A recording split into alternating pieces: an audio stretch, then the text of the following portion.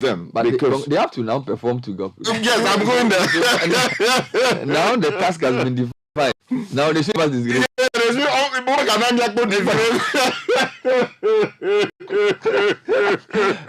When they say what is grace, a lot of us, our fathers spoke English and what is grace? Yes, we will congratulate them, and we hope that with our support, they will be able to deliver and deliver well. Yeah.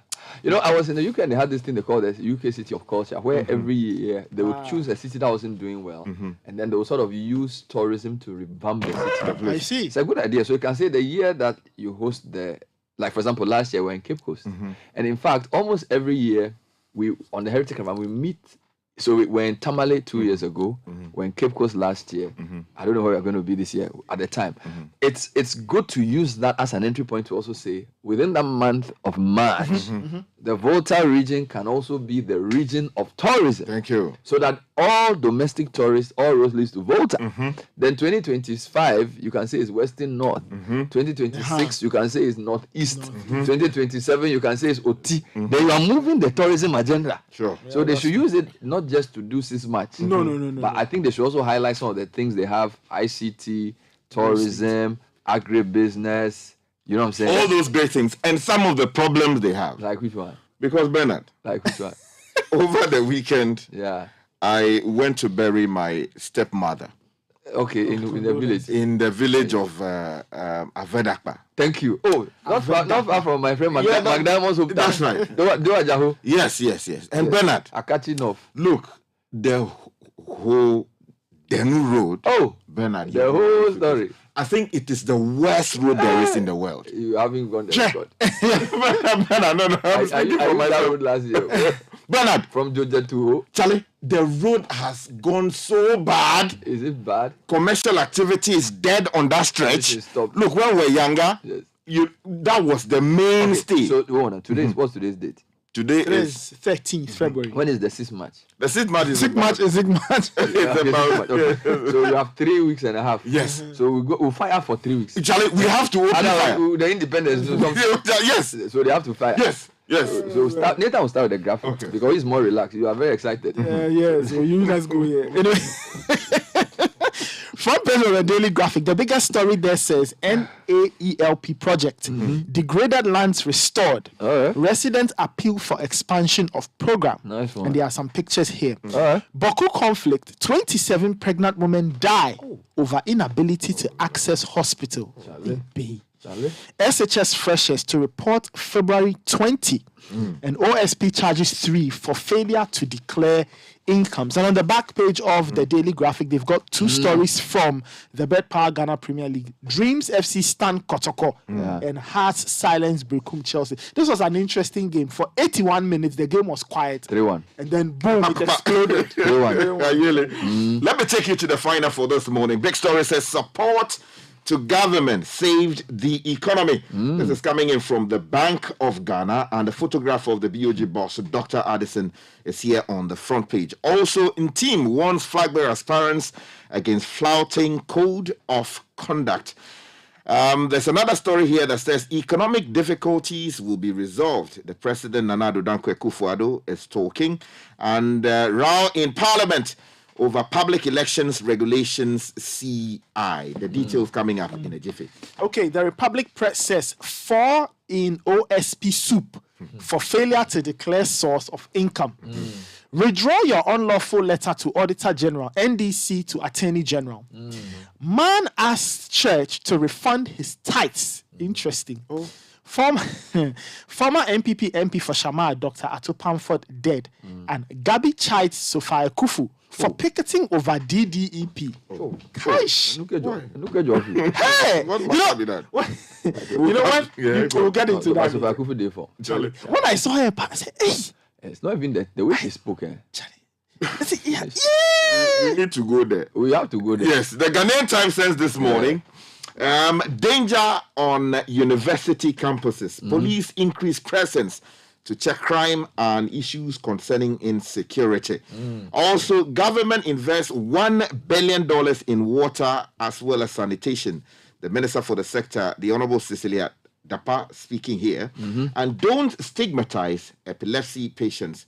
Dr. Edu is quoted here saying, and there's a story here, an update on the treason trial. High Court sets today for case management conference. Okay, the Inquisitor says NPP Congress date and related issues. JFK is firm and fair. GRA board members draw swords over contract for Ami Shaddai. Draw your sword. Hey. Other stories. Sophia Kufu flays Ken. MP Patrick Boama donates 10,000 cedis to Turkish disaster fund. A new drabbing Oman Hini relishes Alan's knowledge and humility. The Chronicle says economic turmoil will soon be over. President is assuring Ghanaians. Also, Asante-Hima marks 6th anniversary of installment. And Kofoedia lays a red carpet for Alan. All right. Okay, the Anchor says MPP opposition bigwigs joining Alan campaign. Hey! MPP opposition. Harder. Let's go. 2021 school placement rot. Education Minister hijacked 80% protocol slot. XGS Director testifies. And don't deal with imposters on Otano lands. Okay, that's coming from the Akraboy Doku family. Let me take you to the...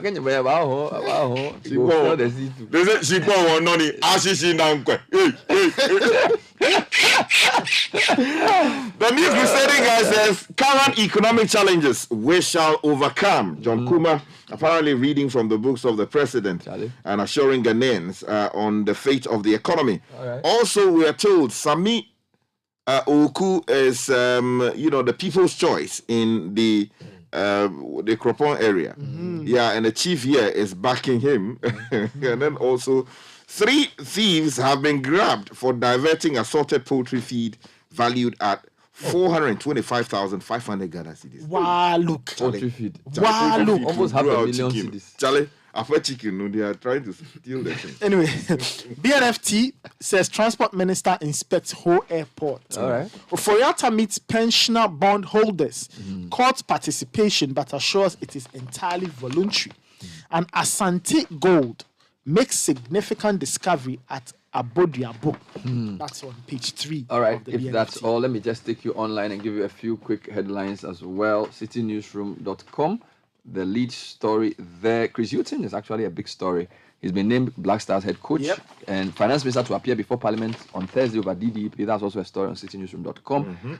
And then PAC proposes severe sanctions against those embezzling state funds. And then the story on the Burkinabes who fled to Boku have returned back home. The number is 4,000. 4,000 Burkinabes return home. And if you go to other stories, Western North Regional Minister praised for fixing Enchi Dadieso Road. So maybe that's a word to the Volta Regional Minister. Now, this is a good one. Henry Korte vows to remove unauthorized billboards in Accra. Thank you. Yes. It's coming in from the code. Now, my job online is Sophia Akufu. You are better than this. Gabi fires former CJ. Also, Debt Exchange, former Deputy GMPC CEO, asked Fidelity Bank to state its position on 10 billion CD ESLA bond. And then the story the president is quoted to have made, we will confront successfully the difficulties facing Ghana. This is the president speaking out. If you go to citybusinessnews.com, push for local processing and consumption of cocoa intensifies. Photo of Kojo of Nkrumah. Tomorrow is chocolate day. We understand this whole week is be focused on pushing chocolate. And then BOG, this story is sky. We need to focus on this also. BOG is justifying funding government budget with 44.5 billion cedis. There was a story you read that it was trying to explain the BOG's position. Meanwhile, AGI is calling for clever modalities on the DDEP. And then the gold for oil policy continues and repetitive purchase of gold not sustainable, according to COPEC. City Sports names photos and focus on Chris Hughton being named as the new coach. Now, let me just give you one global story that is just confusing me. Now, U.S. military shoots down 4th flying object. The story is on CNN, it's on BBC, it's on Bloomberg. No, this one is very serious. They said they even believe some of the things are extraterrestrial. Hey, yes. Yeah, they say that. They say Oswald reloaded. It's like a Bobby Boo. It's a serious thing. The North American Aerospace Defense Command say that they are assessing. They have shot down an object near Lake Huron. and they believe that some of the objects they've shot, which is the fourth in probably as many days, could be extraterrestrial.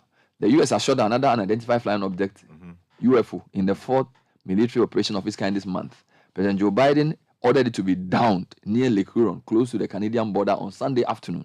Now, the object could have interfered with commercial air traffic as it was traveling at 20,000 feet, a Pentagon statement said. It was first detected above the military site in Montana on Saturday. The object was not deemed a military threat, but has been described by the defense officials as an unnamed octagonal structure with strings attached to it. It was downed by a missile fired from an F-16 fighter jet at 2:42 local time. The incident raised further questions about the spate of high-altitude objects that have been shot down over North America this month. A suspected Chinese spy balloon was downed off the coast of South Carolina on February 4 after hovering for 4 days. Sky, we should be careful about these things because before we know, they say, Charlie, something is happening and then another economic crisis. So let's keep an eye because we don't want Ukraine to happen. I agree with you, but I want you to go. What do you want to start with? I want to start with the economy because we need to enter this Chief Justice because you want to enter. Now. Okay, then let you hear what she said. Okay. I think that the thing happened on Friday. Yeah. So by which time we had closed the show, the pensioners picketing was going la until the former Chief Justice of the former Chief Justice himself. It was wonderful. Listen. But bit by bit, a lot of us are from the generation where you were always encouraged to save for tomorrow and all that. Sometimes we've been through times when all your savings become nonsense because of some government policy. Then over the years, bit by bit, people have become more confident in the economy, in investment and all that. And quite a number of people here today, when they retired last 2 years, they've put everything into government bonds. And now all of a sudden, it's a contract, isn't it? And you virtually want to, at gunpoint, force them to agree with you that the repayment or the yield of their investment should be as you dictated. Why? And at the same time, why are we in the mess we are in? Nobody has fully explained to us. Yes, debt. Okay, fine. We took debts. What was it used for? What's the accountability? Exactly what was it used for?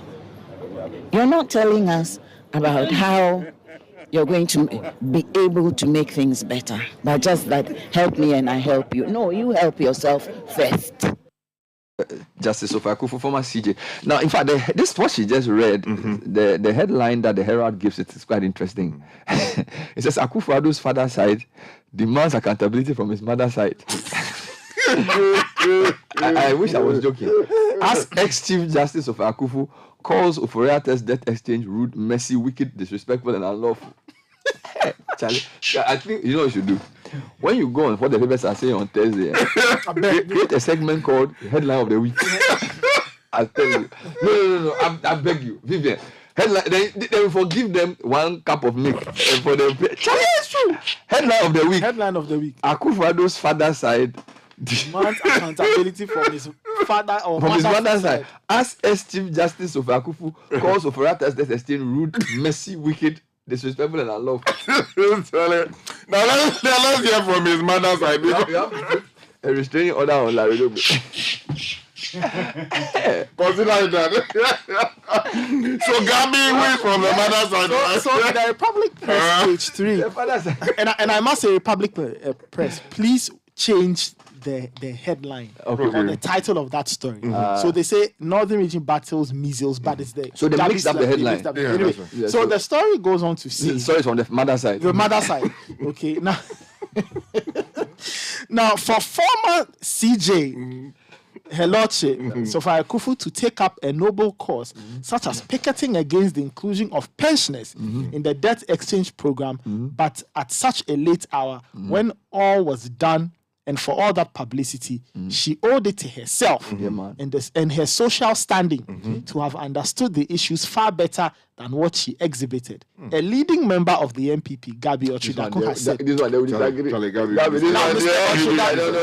No, don't even go. It's okay. We agree with Tobias. Yes, we agree with that. Yes, is there no force? Yes. She forced. Yes, we force. We'll deal with it later on. Let's do other headlines. Now, also on the economy, the Bank of Ghana is saying that their support to government saved the economy. You know, there have been claims that they printed some billions of Ghana cedis. Billion. Exactly. So, Elvis Dako writing says that, and this is in the final newspaper, Governor of the Bank of Ghana, Dr. Ernest Addison, has defended the central bank's decision to finance government expenditure last year to prevent the economy from being totally destabilized. Now, according to him, without central bank's intervention, the economy would have come to a standstill, leading to an economic instability. He explained that 2022 started with the downgrading of the economy by credit rating agencies, blocking their country's access to the capital market, where Ghana borrows at least $3 billion each year. Prior to 2022. Now, Dr. Addison pointed out that in addition to losing access to the capital market, revenue projections fell by far below expectations. Now, speaking at the annual stakeholder meeting of the State Interest and Governance Authority, SIGA, the governor said the developments put government finances in trouble as there was no money to fund expenditures. So some people feel if this was used to service domestic debt or used to do domestic things, there shouldn't be really a problem with it, except of course it violated our written laws. Yeah. But it becomes a problem when you print to now finance externals, which becomes an issue. We can spend some time on this later on. Yeah. But still on the economy. Yes, page 2 of the BNFT says Oforiatta meets pensioner bond holders. The finance minister has assured pensioners forming part of the individual bond holders that their participation in the DDEP is voluntary. The senior citizens had since Monday, February 6, congregated at the Ministry of Finance in Accra to express their displeasure at what they described as being strong-armed into accepting participation in the program, insisting on their preference being total Meanwhile, exemption. Finance Minister will appear before Parliament on Thursday over the DDEP. This is Citi Newsroom lead story, and so that story is also to keep an eye on. Yeah, my difficulty with that, though, is that, you see, the NDC side ought to have pushed a motion as opposed to inviting the minister, because this one, you Is it can't take a invited vote to on a it. committee or invited to the whole plenary? The whole plenary to brief the House. But what it is basically is that he's coming to explain to you what he's doing. As But what should opposed they to, have done? I think the better strategy would have been to file a motion. Which motion would have attracted a vote one way or the other? Meanwhile, on the DDEP, Martin Kpebu says Akufo has changed the face of our democracy by picketing. In fact, on the big issue, he described her as the Ya Asantua of our time. Thank you. So this is the uncle side supporting. Then there's a quick one I just wanted to add before we go on. If you go to my journal online, story there that former Deputy GMPC CEO asked Fidelity Bank to state his position on the 10 billion CDS lab bond. So a former Deputy CEO of GMPC, Thomas Menu, has asked Fidelity Bank to officially state its position on the 10 billion CDS lab PLC bond. A letter written to the bond trustees of the bank by his lawyer Martin Kpebu on Monday, he wondered why the trustees did not object to the inclusion of the said bond in the ongoing debt exchange program. Don't forget, Senor Osi told us that for certain kinds of instruments and companies, the trustees were the one to make a decision. Yeah. Now, according to him, he's greatly affected by the action and demands answers from his fund managers. The letter stated that Mr. Menu finds the action most unfortunate and worrying.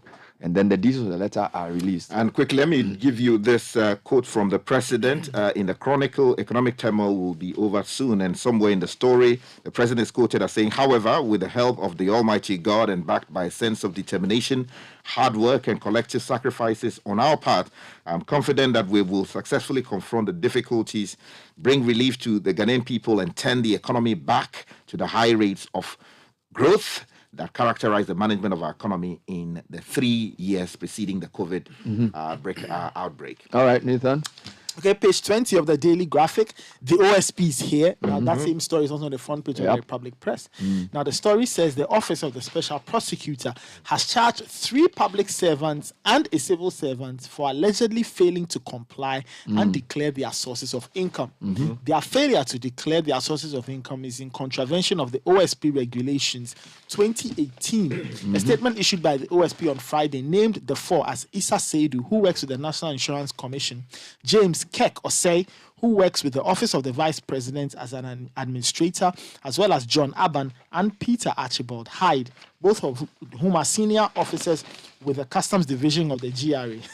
The accused are due to appear before the Accra High Court, or the High Court in Accra, Criminal Division today. All right. Henry Court is back in the news. Right. And I'll give you two regional stories, then you can link it to your voter story. Yep. So the Greater Accra Regional Minister, Henry Court, has assured of his preparedness to help clamp unauthorized billboards across the length and breadth of the city. He maintains that the indiscipline associated with the indiscriminate erection of billboards at the city is worrisome. Speaking at the 8th investiture ceremony of the Advertising Association of Ghana, the minister called for concerted efforts to accelerate the passage of the advertising bill to mitigate the indiscriminate mounting of billboards, he said. So he's not gone silent. He's been speaking. Exactly. Now, the Western North Regional Minister has been praised for fixing the Inchi Dadieso Road. Okay. So we are serving notice to other regional ministers. Yes, including our very own. Yes, residents of Inchi and Dadieso in the Western North region are even praises on the regional minister Richard Jojo Obing for fulfilling a promise he made to residents last year. The minister had promised residents that he would ensure that the Inchi Dadieso Road, which is a major road in the region, was fixed within the year. Drivers who ply the road that links major towns in the cocoa-dominated region had demonstrated over the deplorable nature of the road. Pregnant women at a number of occasions had miscarriages due to the bad nature of the road. And the journalist visited the road and found out that the road had been done. In fact, there's a picture of the road before. Look. Wow. Before and after. Ole Moto. Yes. So you see, And then this is after. Wow. So- This is solid work. And you see, He used his own money though, but he lobbied it. advocating Yes, and so lobbying. the regional minister on his part said he was excited about the completion of the road and promised that others in the region will be completed. Today we are witnessing something magnificent here in the region. The road which plays a major role in the region is being fixed. We thank God for that. Okay, Bernard, we take you to page 13 of the Ghanaian Times so we can do some security-related story, because we're told that there are problems on our university campuses and the police are moving in with Dr. Akufo Dampare to fix the problem. Now, the police administration will soon introduce the police visibility and undercover program on university campuses to check student violence and crime in general to improve security in public universities across the country. Now, the Inspector General of Police, Dr. George Ekufu Dampare, said this on Friday while addressing the lecturers, deans, heads of departments, and students of the University of Energy and Natural Resources in Sunyani as part of his 2-day working visit to the Bono. Still on education. Still on education, SHS Freshers to report February 20. This is on page 16 of the Daily Graphic. And the story says all qualified BECE candidates who are being placed into SHSs and technical and vocational institutions are expected to report to school on February 20. This is part of the timetable the GS has released for the academic year for all SHSs and also basic schools. The timetable comes ahead of the release of placements by the computerized school selection and placement program. The SHS timetable is in 2 categories, one for schools under the double track system and those that will run a single stream. And let me just plug into that, because if you go to the Chronicle, page 3 of the Chronicle has a story breaking my heart. 19-year-old appeals for support to enter medical school. And Bernard, the story is by Bernice Besse.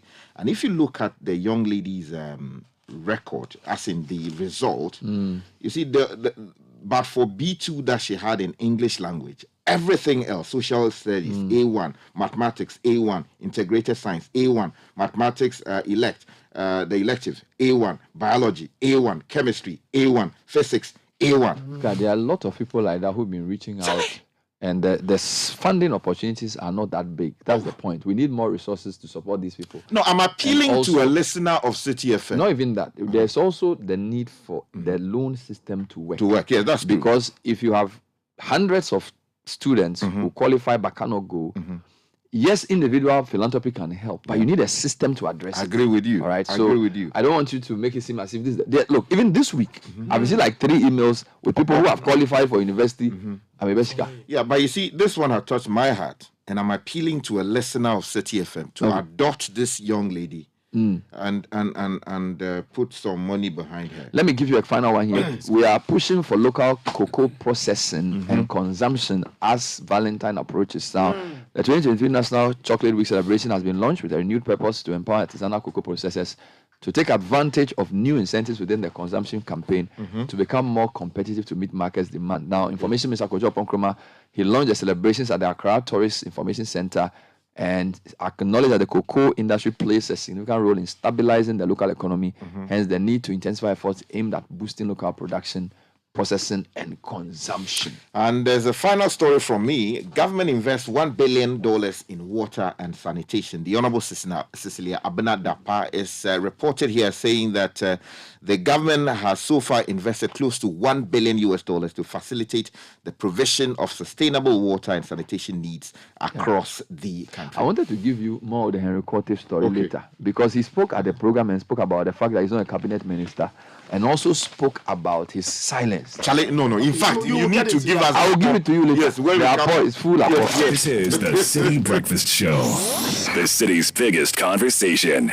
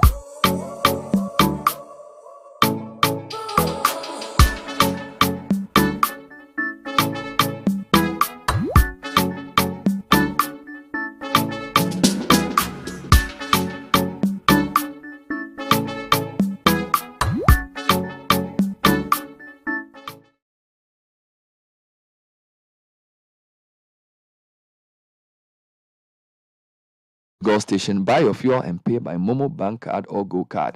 Goil Good Energy.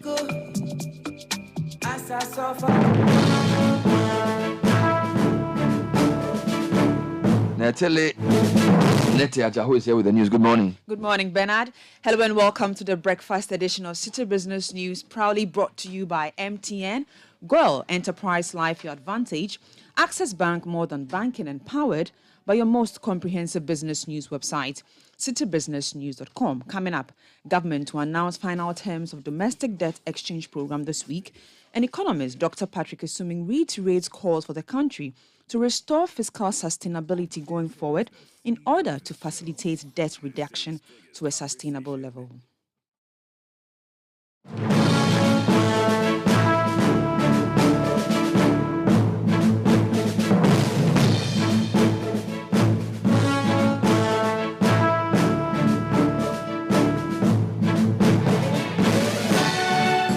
The details now, and government will on Tuesday announce the final terms of the domestic debt exchange program following the expiration of registration on Friday, February 10th. The government last Tuesday extended the window for bondholders to complete tender processes.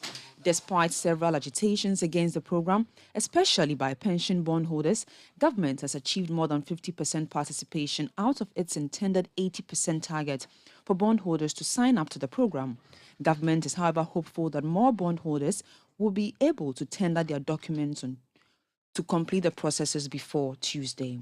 Meanwhile, economist Dr. Patrick Assuming has reiterated calls for the country to restore fiscal sustainability going forward in order to facilitate debt reduction to a sustainable level. He also wants the country to pursue structural reforms and address economic imbalance and the financial issues that are putting lots of stress on the fiscal framework. Ghana's total public debt stock shot up to 557.7 billion Ghana cedis at the end of November 2022. Speaking to Citi Business News, Dr. Patrick Esuming said addressing these sectoral reforms is critical for Ghana despite seeking an IMF economic bailout. Between December last year and December, well, we don't have the number for December, but the last number reported is for November. You notice that the biggest component of the jump is the external, and it's mostly because of the currency depreciation. So it's not even, it's just over 1.1 billion, a 1.1 billion US dollar increment. So the main thing is that the currency depreciated sharply, and because of that, you see that the dollar component, when converted to CD, is jumped significantly. So I think that is the main reason why we've seen such a huge jump. But because, I mean, over the course of the year 2022, we didn't really have access to borrow too much from external sources. I think, you know, outside of doing a debt exchange, we really have to do fiscal reform that will fundamentally tackle, you know, government deficits. And I think that is where we are yet to see too much action. You know, the 2023 budget that we saw, there's not enough to tell us that we are going to tackle the deficit going forward. It is the deficit that feeds the debt. So we might do the debt exchange, and for a period, it will bring the debt levels down. But, you know, if the tap that is feeding into the deficit, if you don't plug that tap, I'm afraid that in the not so distant future, you might return to another debt. So it's very important that, you know, those fiscal reforms, you know, additional revenue measures, and also plugging the expenditure hole, we tackle them. When we do that. Economist Dr. Patrick Esuming speaking there. The Chamber of Petroleum Consumers, COPEC, is calling on government to cancel the gold for oil policy. The policy has been heavily criticized by industry players who have questioned its sustainability. Others have also argued that government should find proven methods to deal with the depreciation of the cedi and scrap some taxes off petroleum products. Executive Secretary of COPEC, Duncan Amma, tells Citi Business News government must explore the alternatives proposed by industry players. You also have a situation where the private person is now having to compete with, you know, public funds which are pre-financed cargo. We do not think this is what Ghanaians have been clamoring for, and so the earlier authorities abandon this gold for oil idea, the better it would be for one, the Ghanaian, two, the market, and three, the Ghanaian economy itself, which at this point is not in a very good shape to pay for any under recoveries or trading losses that may arise from this gold for oil program. Duncan Amwa is Executive Secretary for the Chamber of Petroleum Consumers, Ghana. The Minister of Information, Kojo Oponkrumah, has assured of pushing for the passage of the advertising bill to sanitize activities within the advertising space. The minister maintains that the advertising industry has the responsibility of shaping in society, which will eventually lead to the economic growth of the nation. Speaking at the 8th investiture ceremony of the Advertising Association of Ghana, Kojo Oponkrumah urged players within the space to double their efforts to meet international standards. Though a lot has been achieved in the years gone by, the challenges of today and the challenges of the future require us to double our efforts and to do even more if we are to remain relevant in our various places. The much talked about advertising bill needs to, as a matter of urgency, be passed to bring the necessary regulatory backing, standards and framework for the quick advancement of this industry. Any industry that doesn't sort out its regulation quickly struggles. In markets where this industry has excelled, it has excelled within a properly regulated environment. I do know how much work you have done already in the preparatory stages. And I'd like to assure you that when all is ready, my doors at the Ministry of Information are open to help you see the draft bill passed into law. Indeed, my uncle, the Honorable K.T. Hammond, who has just been nominated as Minister responsible for Trade and Industry, will take his seat very soon. But beyond this, Mr. President, we must also develop the collaboration between you as an industry and the policymakers in government. We must commit to regular collaborative dialogue to explore how we can regularly work together and share best practices to develop a strong, vibrant, and a stronger industry. That was the Minister of Information, Kojo Oppong Nkrumah. Meanwhile, the Advertisers Association of Ghana is urging players within the space to leverage on technology to standardize consumer data to ensure the growth of the industry. The association maintains that a well-coordinated data which meets the changing needs of consumers will boost revenue mobilization for the country. Real-time changes in consumer attitudes, behavior and media engagement, the correct data is more critical than ever. Robust, accurate data must be the marketer's North Star for understanding and engaging consumer and for measurement and attribution that enables the highest return on the advertising investment. Understanding the consumer behind those engagement ensures that the advertiser reach the right audience with the right messages. The industry generally does not have open and standardized consumer benchmark studies. The results affect the quality and validation of some of the work that we produce. The association must therefore help equip practitioners with the right tools and data infrastructure to capitalize on the growing complex changes. The association aims to work with other research partner agencies and our colleagues in the marketing fraternity to create this database infrastructure. Additionally, the association would harness relationship with big tech giants like Meta and Google to make digital data and analytics cheaper for practitioners. That was the president of the Advertising Association of Ghana, Andrew Aka. Now on the interbank foreign exchange market where banks trade amongst themselves, the dollar remained unchanged and is selling at 10 cedis 80 pesewas. The British pound, which lost 2 pesewas, is selling at 13 cedis 1 pesewa. The euro remained unchanged and is selling at 11 cedis 5 pesewas. However, at some forex bureaus within the capital, the dollar is selling at 12 cedis 40 pesewas, while the British pound is selling at 15 cedis 10 pesewas and the euro at 13 cedis 20 pesewas. Let's now join Mark Jordan Sikanate of Databank for updates on the stock market. The bears registered a weekly turnover of 4.3 million Ghana cedis from the sale of 1.9 million shares last week. A total of 9 price movements were recorded as Bensoil Palm Plantation topped the list of gainers, appreciating 9.66% week on week to 9 Ghana cedis 65 pesos. GCB Bank emerged as the worst laggard, losing 10.26% week on week to 3 Ghana cedis 15 pesos. The GSE Composite Index gained 2.04% week on week to 2,390.43 points, with a year-to-date loss of 2.19%, while the Data Bank Stock Index increased 0.66% week on week to 100.33 points, with a year-to-date loss of 4.74%. On the back of high demand, we anticipate an increase in the price of Total Energies this week. However, we expect the share price of Societe Generale and Guinness Ghana to decline due to excess supply of their shares. That was Mark Jordan Sikanate of Databank. And that does it for the breakfast edition of City Business News. Proudly brought to you by MTN, Goil, Enterprise Life, your advantage, and Access Bank, more than banking, and powered by your most comprehensive business news website, citybusinessnews.com. My name is Natalie Nete.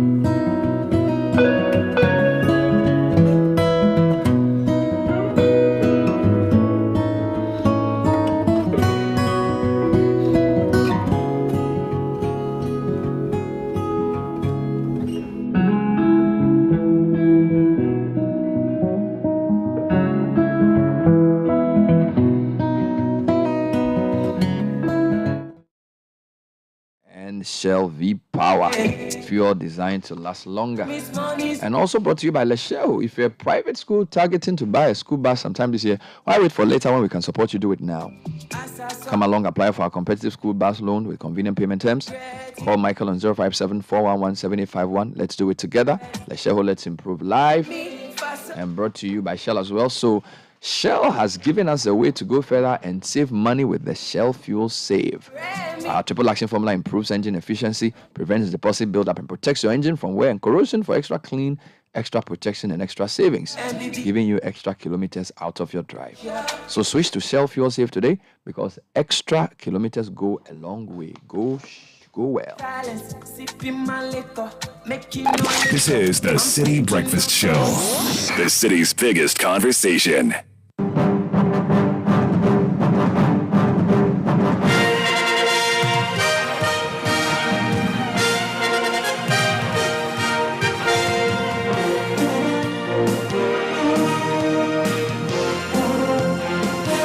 Benjamin Ketias here with the sports news. Good morning, Ben.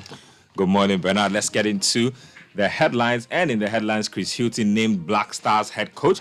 Real Madrid are champions of the world after winning their 5th Club World Cup trophy. And in the NFL, the Kansas City Chiefs are winners of Super Bowl 57.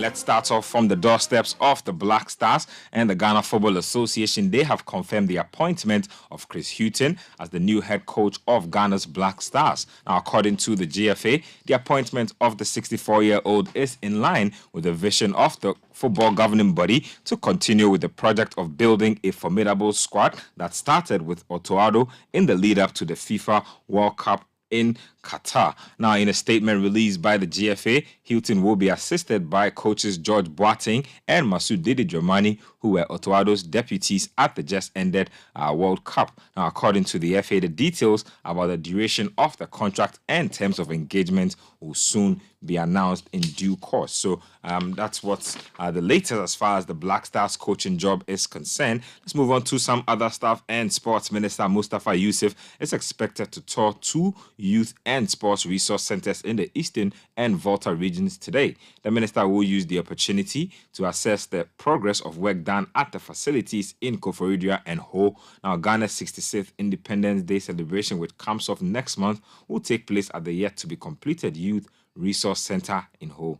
So that's what's going on. We'll get some updates on that for you very soon. Let's get to the Bet Power Ghana Premier League. The first round has come to an end, and Dreams FC Football Club, they stunned Kumasi Asante Kotoko when they beat them by 2-0 in Deu. Kotoko's head coach Seydou Zebo attributed their defeat to individual errors. Aujourd'hui, il y a eu trop de défaillances individuelles. Today there is individual differences. Offensively and defensively, that's where we got the defeat. The home team played very, very well. They deserve the win, and we have about 7 players that are absent, and we have to accept that they play better than us. We always change the team because today is some kind of experiment defensively that we implement.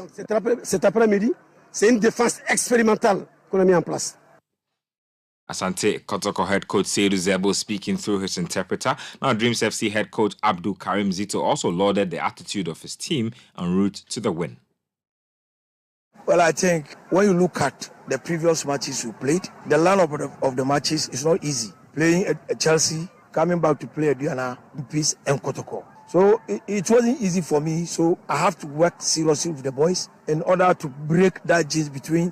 You see, I'm trying to reduce the number of defeat I've received from Kotoko. So now it is 6-3. You understand me? Previously it was 6-4. Now it's 6-3, and I'm happy all the 3 was being managed by me to get that 3. So we work, and I told the boys, there's no way, there's no excuse from us if we don't win each match. So I wanted to enter into the field with a positive attitude.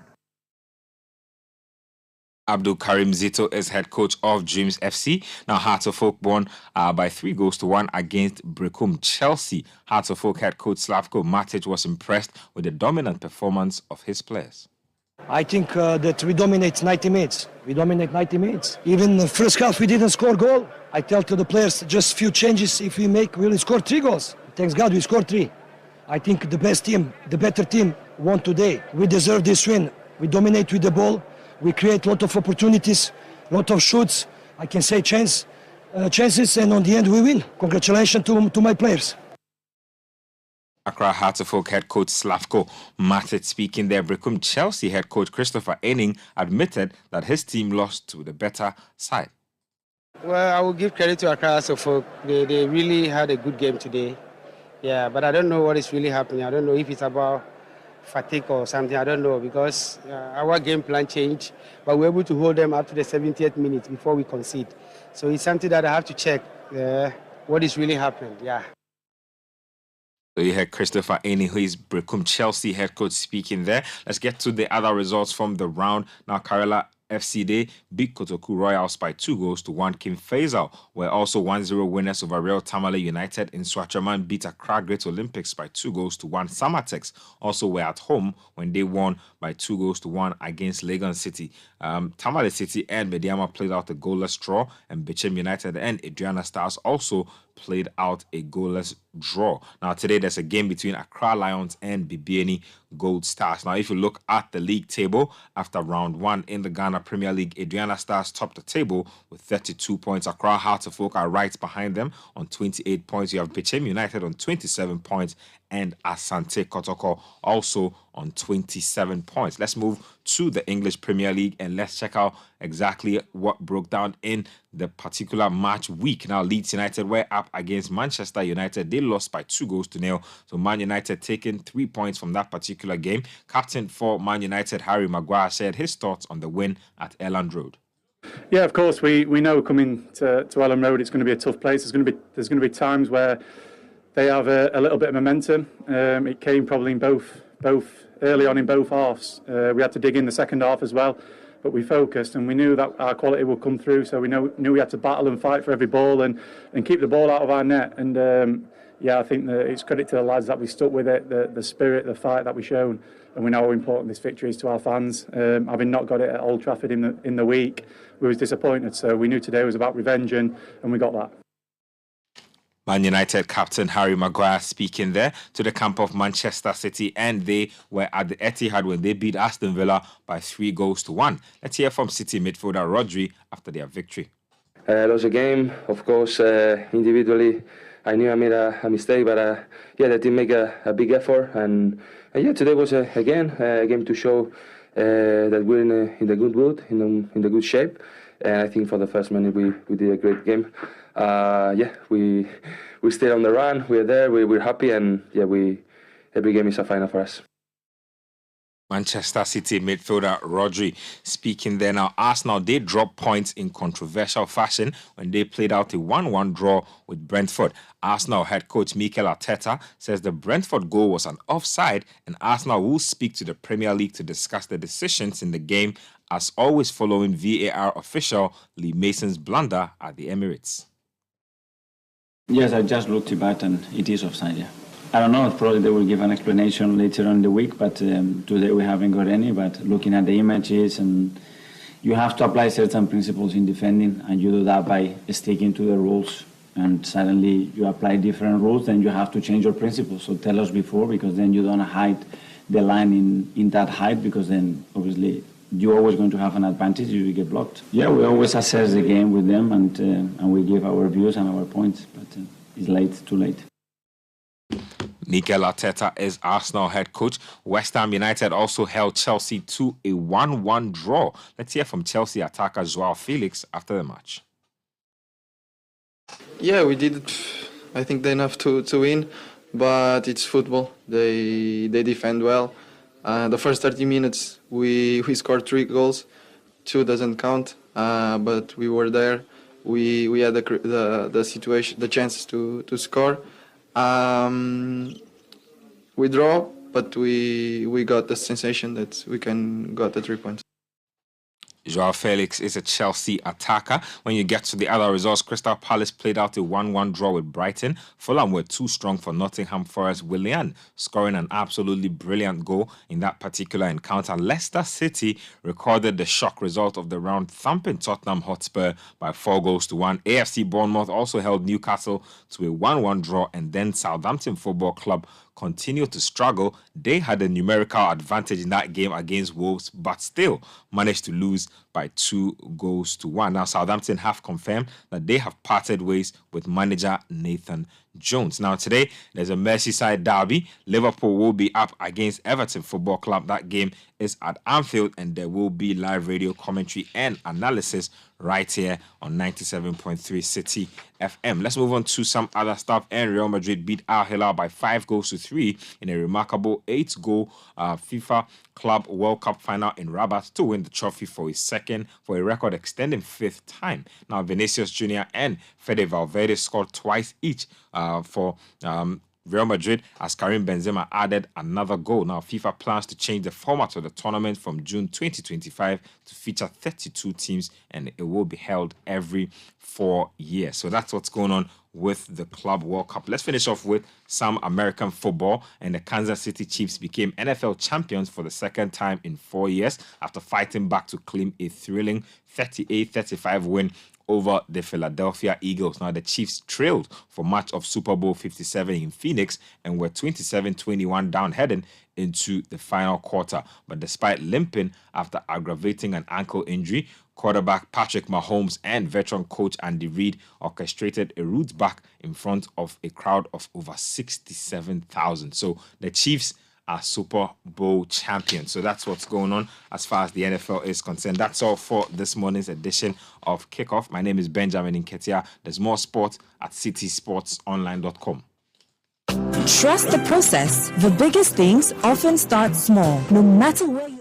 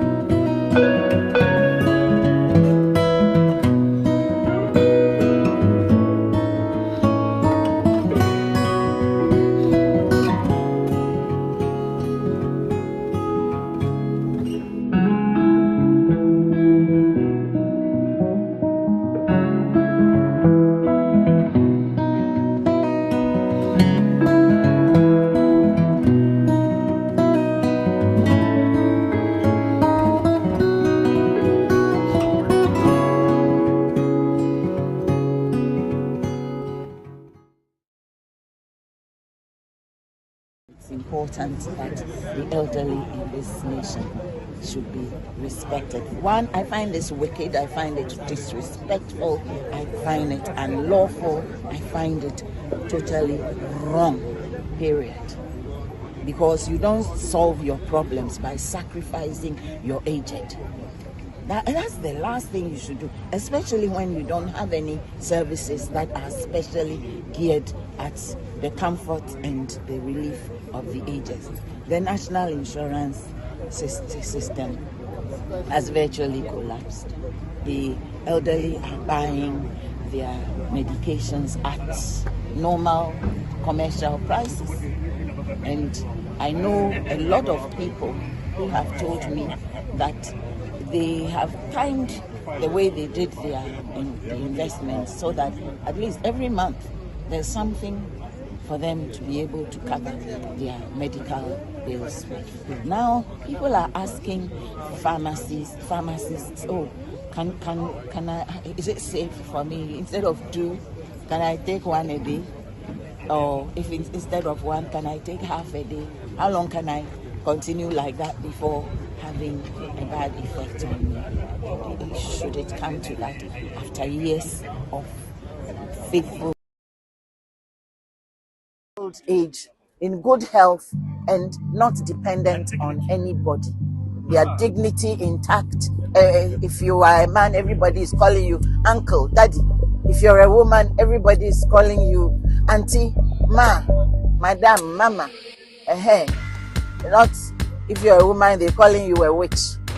And if you're a man, when they see you come, ojam no reba no baby Jessica. No. That I said he should show us his sacrifices. He should show us the state sacrifices. And then, but in any case, I don't think anyone has a right to demand sacrifice from anybody. Sacrifice is exactly that. It's a voluntary thing that you choose to do. That you choose to do. Even in our relationship with God, He doesn't force us to sacrifice. We are to go willingly. So, no, I haven't seen any sacrifice to merit my sacrifice or to encourage anybody to make this sacrifice. Oh, the economy will not collapse. The economy will not collapse. And if it collapses, he will be the one who caused it. When it was happening, he didn't see. I would have thought that I'm a Presbyterian, and I know that when you go for a loan, you should have planned how you're going to pay that loan. You should have planned how you're going to pay for that loan. You shouldn't enjoy being in debt. Those who go borrowing go a sorrowing. But I'm not going to join that sorrowing. Indeed, a market day at Asesewa is no fiction. A bird's view of the market shows a colorful and vibrant commerce center in the plains down the mountains of Koboland. In the story, readers are informed of traders traveling from long distances to do business at the popular bread basket. This is true. I met traders from Tema, Medina, and Ashaiman. I was told people travel from as far as Kumasi to come by to sell. There was everything you can think of in a Ghanaian market, from plantain to dry fish, gari to charcoal, except that the vegetables were fresher, the plantains were bigger, and they were all cheaper. You came all the way from Medina to Asesewa. Yeah. How much are you going to sell this for? I use it for kenke. Right.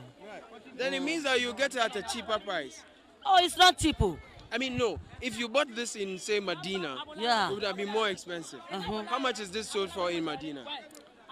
Medina is 6.5 or 7. This is 6.5 or 7. Yeah. How many bags are you buying? 4 bags. You're buying 4. Yeah. So it means you are saving either 400 cedis or 200 cedis on the 4 bags. Yeah. Okay. So I hope that then your kenke is sizable. Yeah, my kenke is fine. I hope it's not too small. No. Okay. It's okay. So is it 4 CD or 5 CD? 3 CD, 5 CD. 3 CD, 4 CD. Yeah. It's important that the elderly in this nation should be respected. One, I find this wicked, I find it disrespectful, I find it unlawful, I find it totally wrong, period. Because you don't solve your problems by sacrificing your aged. That's the last thing you should do, especially when you don't have any services that are specially geared at the comfort and the relief of the aged. The national insurance system has virtually collapsed. The elderly are buying their medications at normal commercial prices. And I know a lot of people who have told me that they have timed the way they did their investments so that at least every month there's something for them to be able to cover their medical bills with. Now people are asking pharmacists, oh, can I, is it safe for me, instead of 2, can I take 1 a day?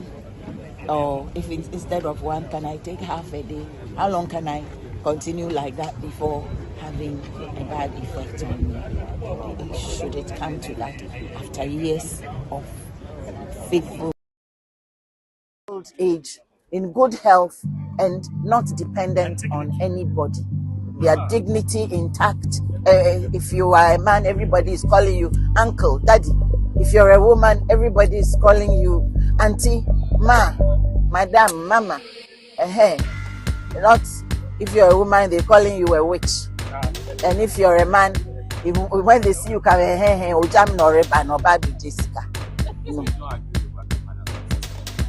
that I said he should show us his sacrifices. He should show us the state sacrifices. And then, but in any case, I don't think anyone has a right to demand sacrifice from anybody. Sacrifice is exactly that. It's a voluntary thing that you choose to do. That you choose to do. Even in our relationship with God, He doesn't force us to sacrifice. We are to go willingly. So, no, I haven't seen any sacrifice to merit my sacrifice or to encourage anybody to make this sacrifice. Oh, the economy will not collapse. The economy will not collapse.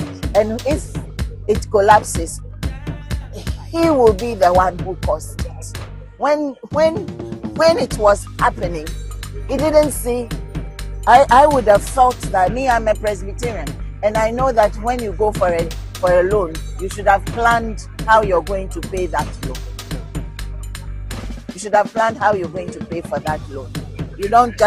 You shouldn't enjoy being in debt. Those who go borrowing go a sorrowing. But I'm not going to join that sorrowing. Old age. Renegotiated. Come to the table, one, with humility, and come with a yesable proposition, not take it or leave it. Yes, it's all of us, it's our duty to shore up our economy. But we voted government into power to take care of our economy. So we should see where the due diligence is before you tell an aged person to lend you money. Please, they should come again. This doesn't start, it's a non-starter.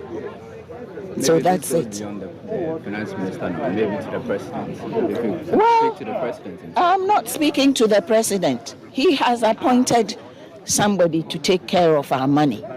And I remember when Kenoforiata was first appointed in 2017. I remember a statement he made that he sees his responsibility as Minister of Finance to protect the public purse. If you've not protected the public purse, why should it be us who should do that? We are singing the anthem. Forever, the cause of freedom and of rights.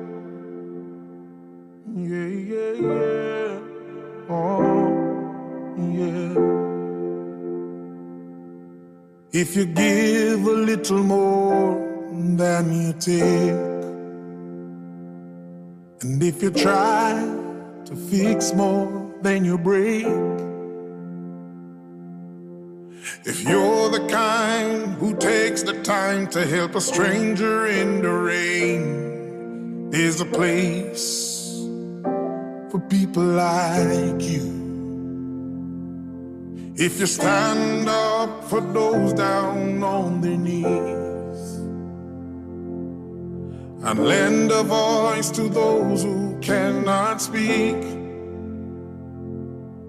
if you shine a little light, give sight to the ones who've lost their way, there's a place for people like you.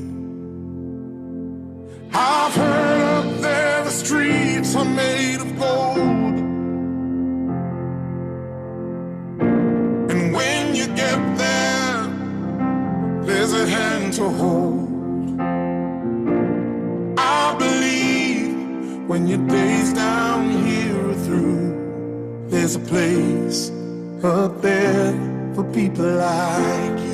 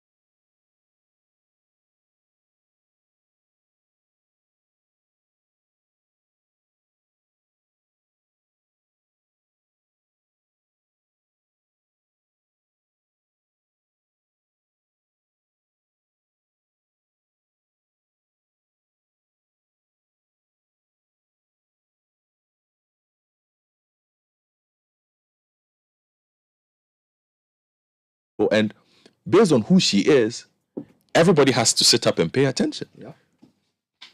The pensioners have been sharing their difficulties, their stories the whole week.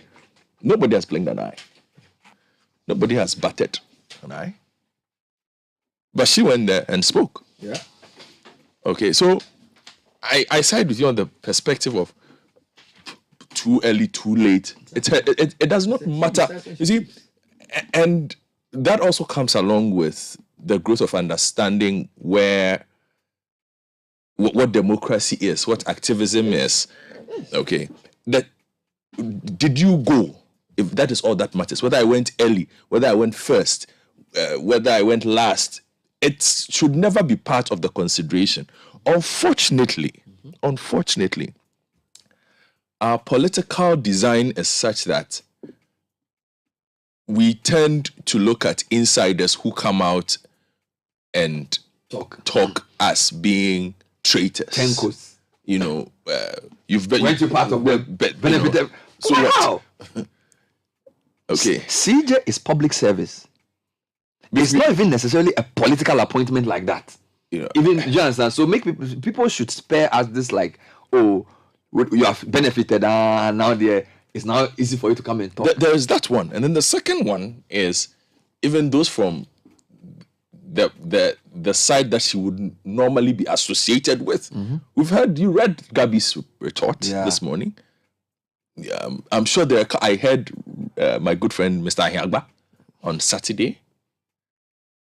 And which I also disagree with him. Yeah, I rolled my eyes when I heard Richard's comment on the matter. I mean, Richard is a good friend of mine. What are you talking about?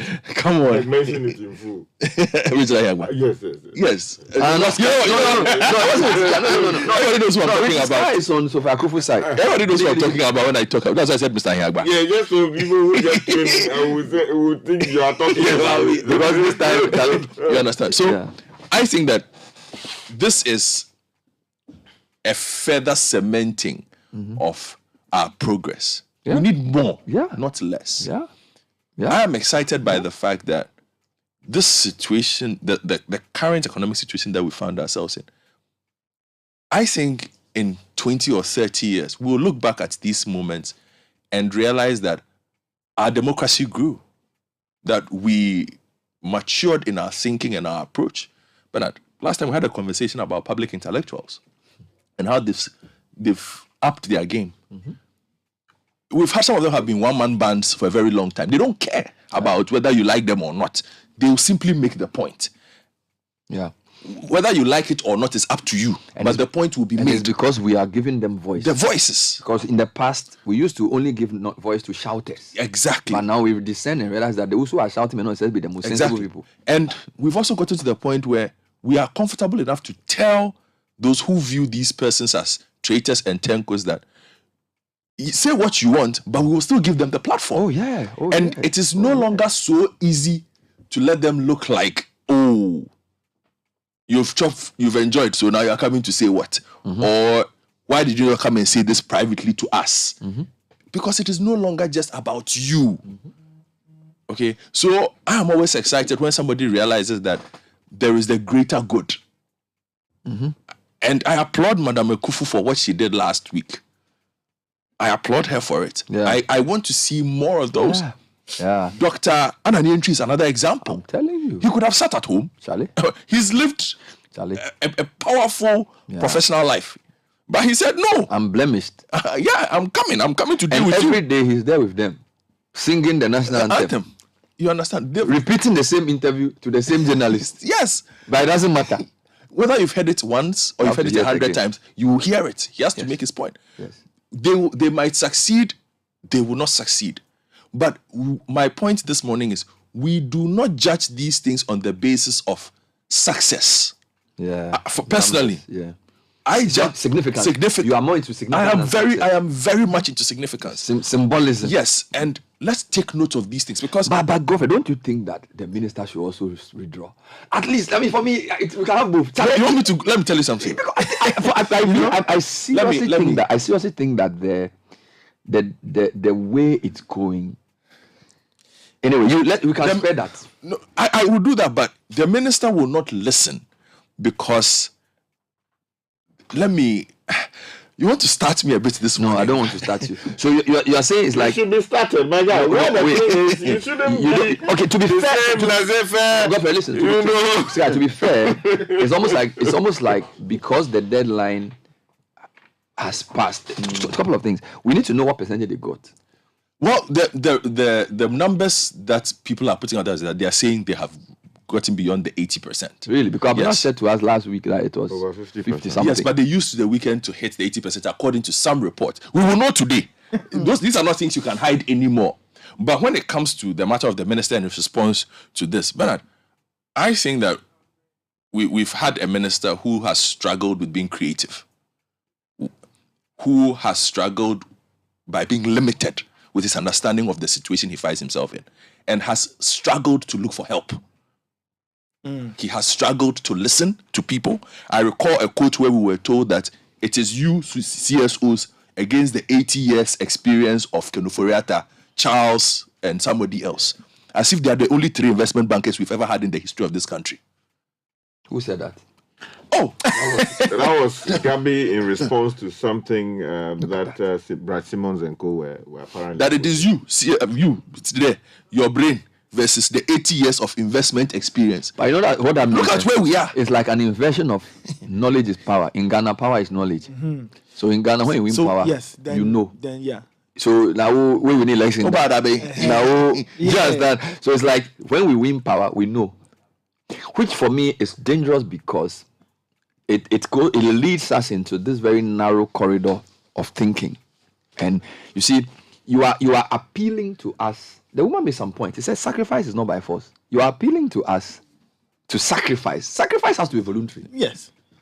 You don't put the gun to my head and say sacrifice. Sacrifice is, I have seen that you have taken the lead and I want to also support. But this guys, we should all throw in our you see, Charlie, I lost 20K just like that in market too. And now if they add the CIS to the debt exchange, she can fit. And do you think I'll ever go and buy any of those things again? No, let's be very honest. If I have money, what do you think I'll do? I mean, Sky, I spent, and I'm a journalist. I don't earn that much money. I've spent money. I've been saving. I've put money in the tin. The thing that hasn't reached 100,000. And they said they've done market. My money will reduce from 94 to 74. Then if they go and put it into this machine, it means that in the next whatever, do you get me? Why would I go and give my money? I won't buy any government debt. I will not. So what I say, many people have also resolved. So this is the damage that this is going to cause is beyond just my 74,000 to 24,000 matter. It's going to be very deep. But is there an appreciation of that damage from the finance minister's side? No, that is the difference, because it does not look like there's an appreciation of that, or because the finance minister's current approach basically lets it look like I have more information than you. I have a greater understanding of this situation than you. Let me follow my path. And in fact, he has said so several times. I heard him in Tamale some time back when he said that I am the one who understands what to do to get you out of here. And the rhetoric sometimes is a bit annoying, but that is who he is. That's what he says. So you go with it. But the outcomes have not supported him for some time now. And most of the time, it is the outcomes, even if people don't trust you, let the outcomes reflect the benefits or the wisdom of your strategy. For the past 2.5 years, we have not had any outcomes that have reflected the strengths of the finance minister. I'm sorry. He's a very successful private person. You cannot take that away from him. But I can only judge him as a finance minister from where we sit today. And from where we sit today, it is very clear that it's not working. He has been a very poor finance minister for this country. It hasn't worked. It's 8:01. Let's bring you tech and social media trends brought to you by Vodafone. The One Ghana promo is here. With just one Ghana CD, you can have 20 minutes talk time to all other networks and 1 gig of data every day between 5 a.m. and 11:59 a.m. Simply dial *530# subscribe and enjoy longer conversations and browsing. Now, the Vodafone One Ghana promo is the best value offer in town and it's easy on your pocket. Save big when subscribing to this promo. It's also brought to you by Car Bank. Now, don't let the stress of planning the burial or funeral service of your loved one detract you from bidding your final goodbyes. Sky, are you listening? You're listening. Let Car Bank take charge of collecting the funeral donation while you take care of the rest. Very, very important. They call it the Car Bank in Sonwa collection platform. Real-time online collection platform which helps you easily manage all donations. Be it cash, check, or via any digital means. Now, to learn more, speak to your relationship manager or call our toll-free number 0800 500 500 or chat with us online or go to customercare@carbank.net. Carbank, forward together. Obodai Nathan will give us the trending issues for the morning. Obodai. Oh, man. Anyway, several things trending. Still, Christian Atsu is trending in Ghana. Several people mentioning him in their conversations. Of course, the situation in Turkey has not been resolved. We still don't know his whereabouts. But the death toll from that earthquake in Turkey is rising and rising. Other things trending. Rihanna is trending. She was the headline act in last night's Super Bowl. She performed at the Super Bowl halftime. So she was the star of that particular episode, and several people are tweeting. So out of that, other things are emerging. Her boyfriend ASAP Rocky is also trending there as well. You have the Ghana FA also trending. Why? Because they've named Chris Hughton as the new Black Stars head coach. That story popped up at That's around a great decision. 8 p.m. last night, and so it is. I hope the reactions are more positive than negative. Or it's mixed. Yeah, people are saying, okay, well, then they should have done this earlier. Some people think, well, it makes sense. Others seem to have other opinions there as well. Other things trending. Premier League is trending. Mohamed Kudus is also trending. He scored again for Ajax. He's on a good roll. He is on a good roll. He's been getting some rave reviews from the Ajax board and members of the Dutch footballing fraternity. Where do you think he'll go next season? Wow, that's a tough one. Probably England. I think England will be his next destination, but we wait to see if Ajax will accept any. But Ajax have sold more players than anything. So I think a good bid from a top. You shouldn't have bought that Gakpo guy. You should have bought Kudus. They put Gakpo for 11.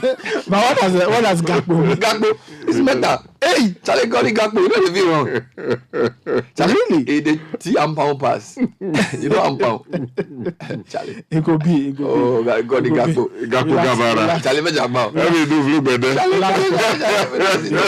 should have gone for Kudus and not Gakpo. Charlie, some way. Call the Gakpo. No, for you, they can get for me. I know they see anyway, just a bit of tech news, and of course, in another episode of Who is Laying Off Who Today, Yahoo plans to lay off about 20% of its total 8,600 workforce as part of a major restructuring.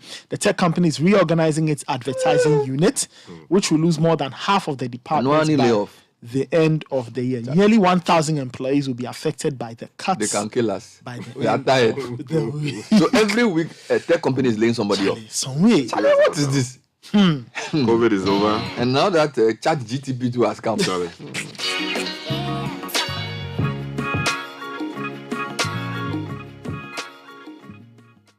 One Ghana, pep. Just one Ghana. For the fun, one Ghana from Euro.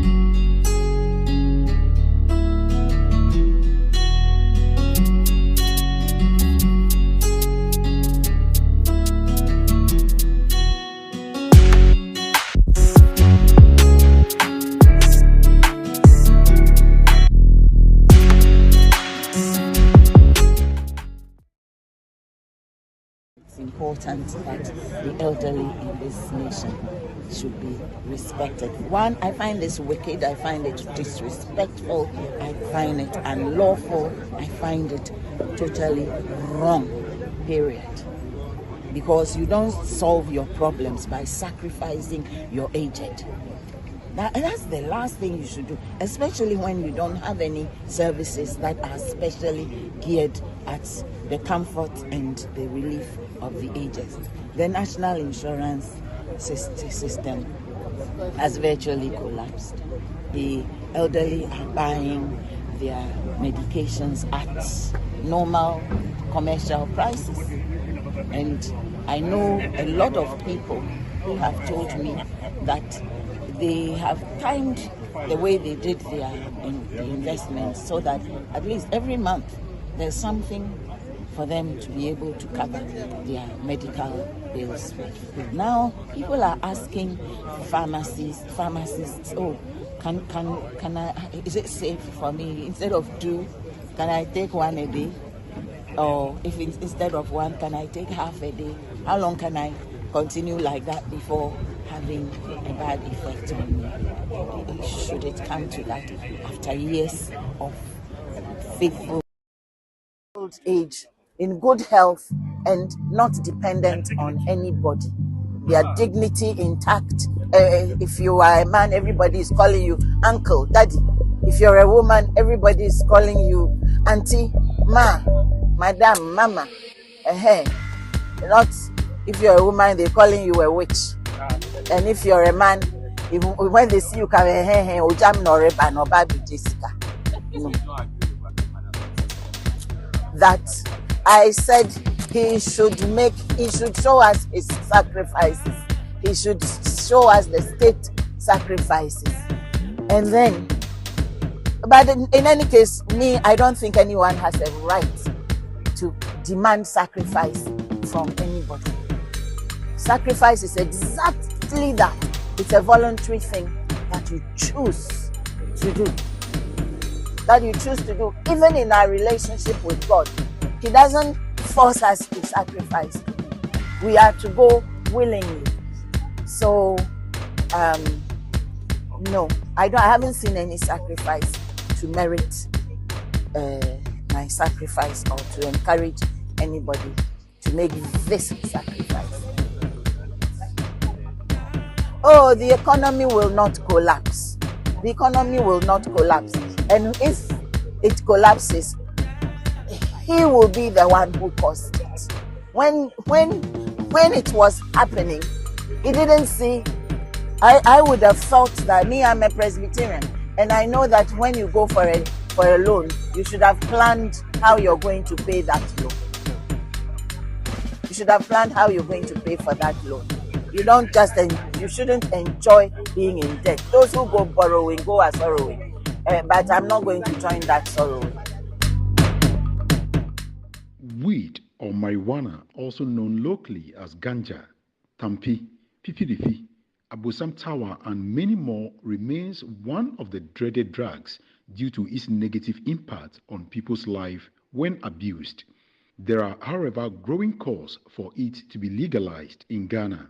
According to Yorkshire Herb Supply Chain Map report, the cannabis industry globally currently holds a total wealth of about 3.3 billion pounds. Number of people are not happy. Bernard, haircut does and can't be applied to domestic debt. What Ken is doing amounts to erosion of our democracy. This is a poor understanding of market principle. This one says, good morning, CBS. Good morning, Bernard. Since this DDEP was announced, I have always asked the question, so this one is, yeah, that's right. That's the true version of it. To which, is there no elderly person at home? I doff my hat to the former Chief Justice. We need more of the elderly in Ghana to speak up. Indeed, irrespective of the situation, there is still hope for Ghana. Our current leaders have failed us woefully. This one is coming in from Mensa in Amasaman, who says, Bernard, the finance minister can be compared to the rat hunter smoking a rat in a maze. He doesn't think about the implications of the fire burning the maize farm and the resultant hunger. All he's interested in is to get his rat for his pepper soup. God have mercy. Some of our listeners are very creative in their writing. Rat hunter is an interesting analogy. Looking for rat and pepper soup. He doesn't care for anything. In the maize farm. He will bend the maize farm and get to the thing. All that matters is the soup. But rather after, I would say. This one says, good morning, Bernard. Please, what do you want the vice president to do on the DDEP? You are still disillusioned to think that Baumia's view of the economy is different from that of the government. How can it be? Don't they do economic review? They have done Peduase, or they have gone to Peduase to think about the economy a number of times. So what again do you want to hear from Well, it's because the reason I pushed this point was I've heard somebody ask whether this DDEP was a cabinet decision. Yes. And I've heard the majority leader make comments about the DD that clearly shows that he either isn't fully for it or wasn't properly briefed. In fact, when he gave that interview, he said that they were not briefed before. They were not in the know prior to. He's a member of cabinet as well. And I'm also saying that people can be judged not based on what they say, but what they don't say.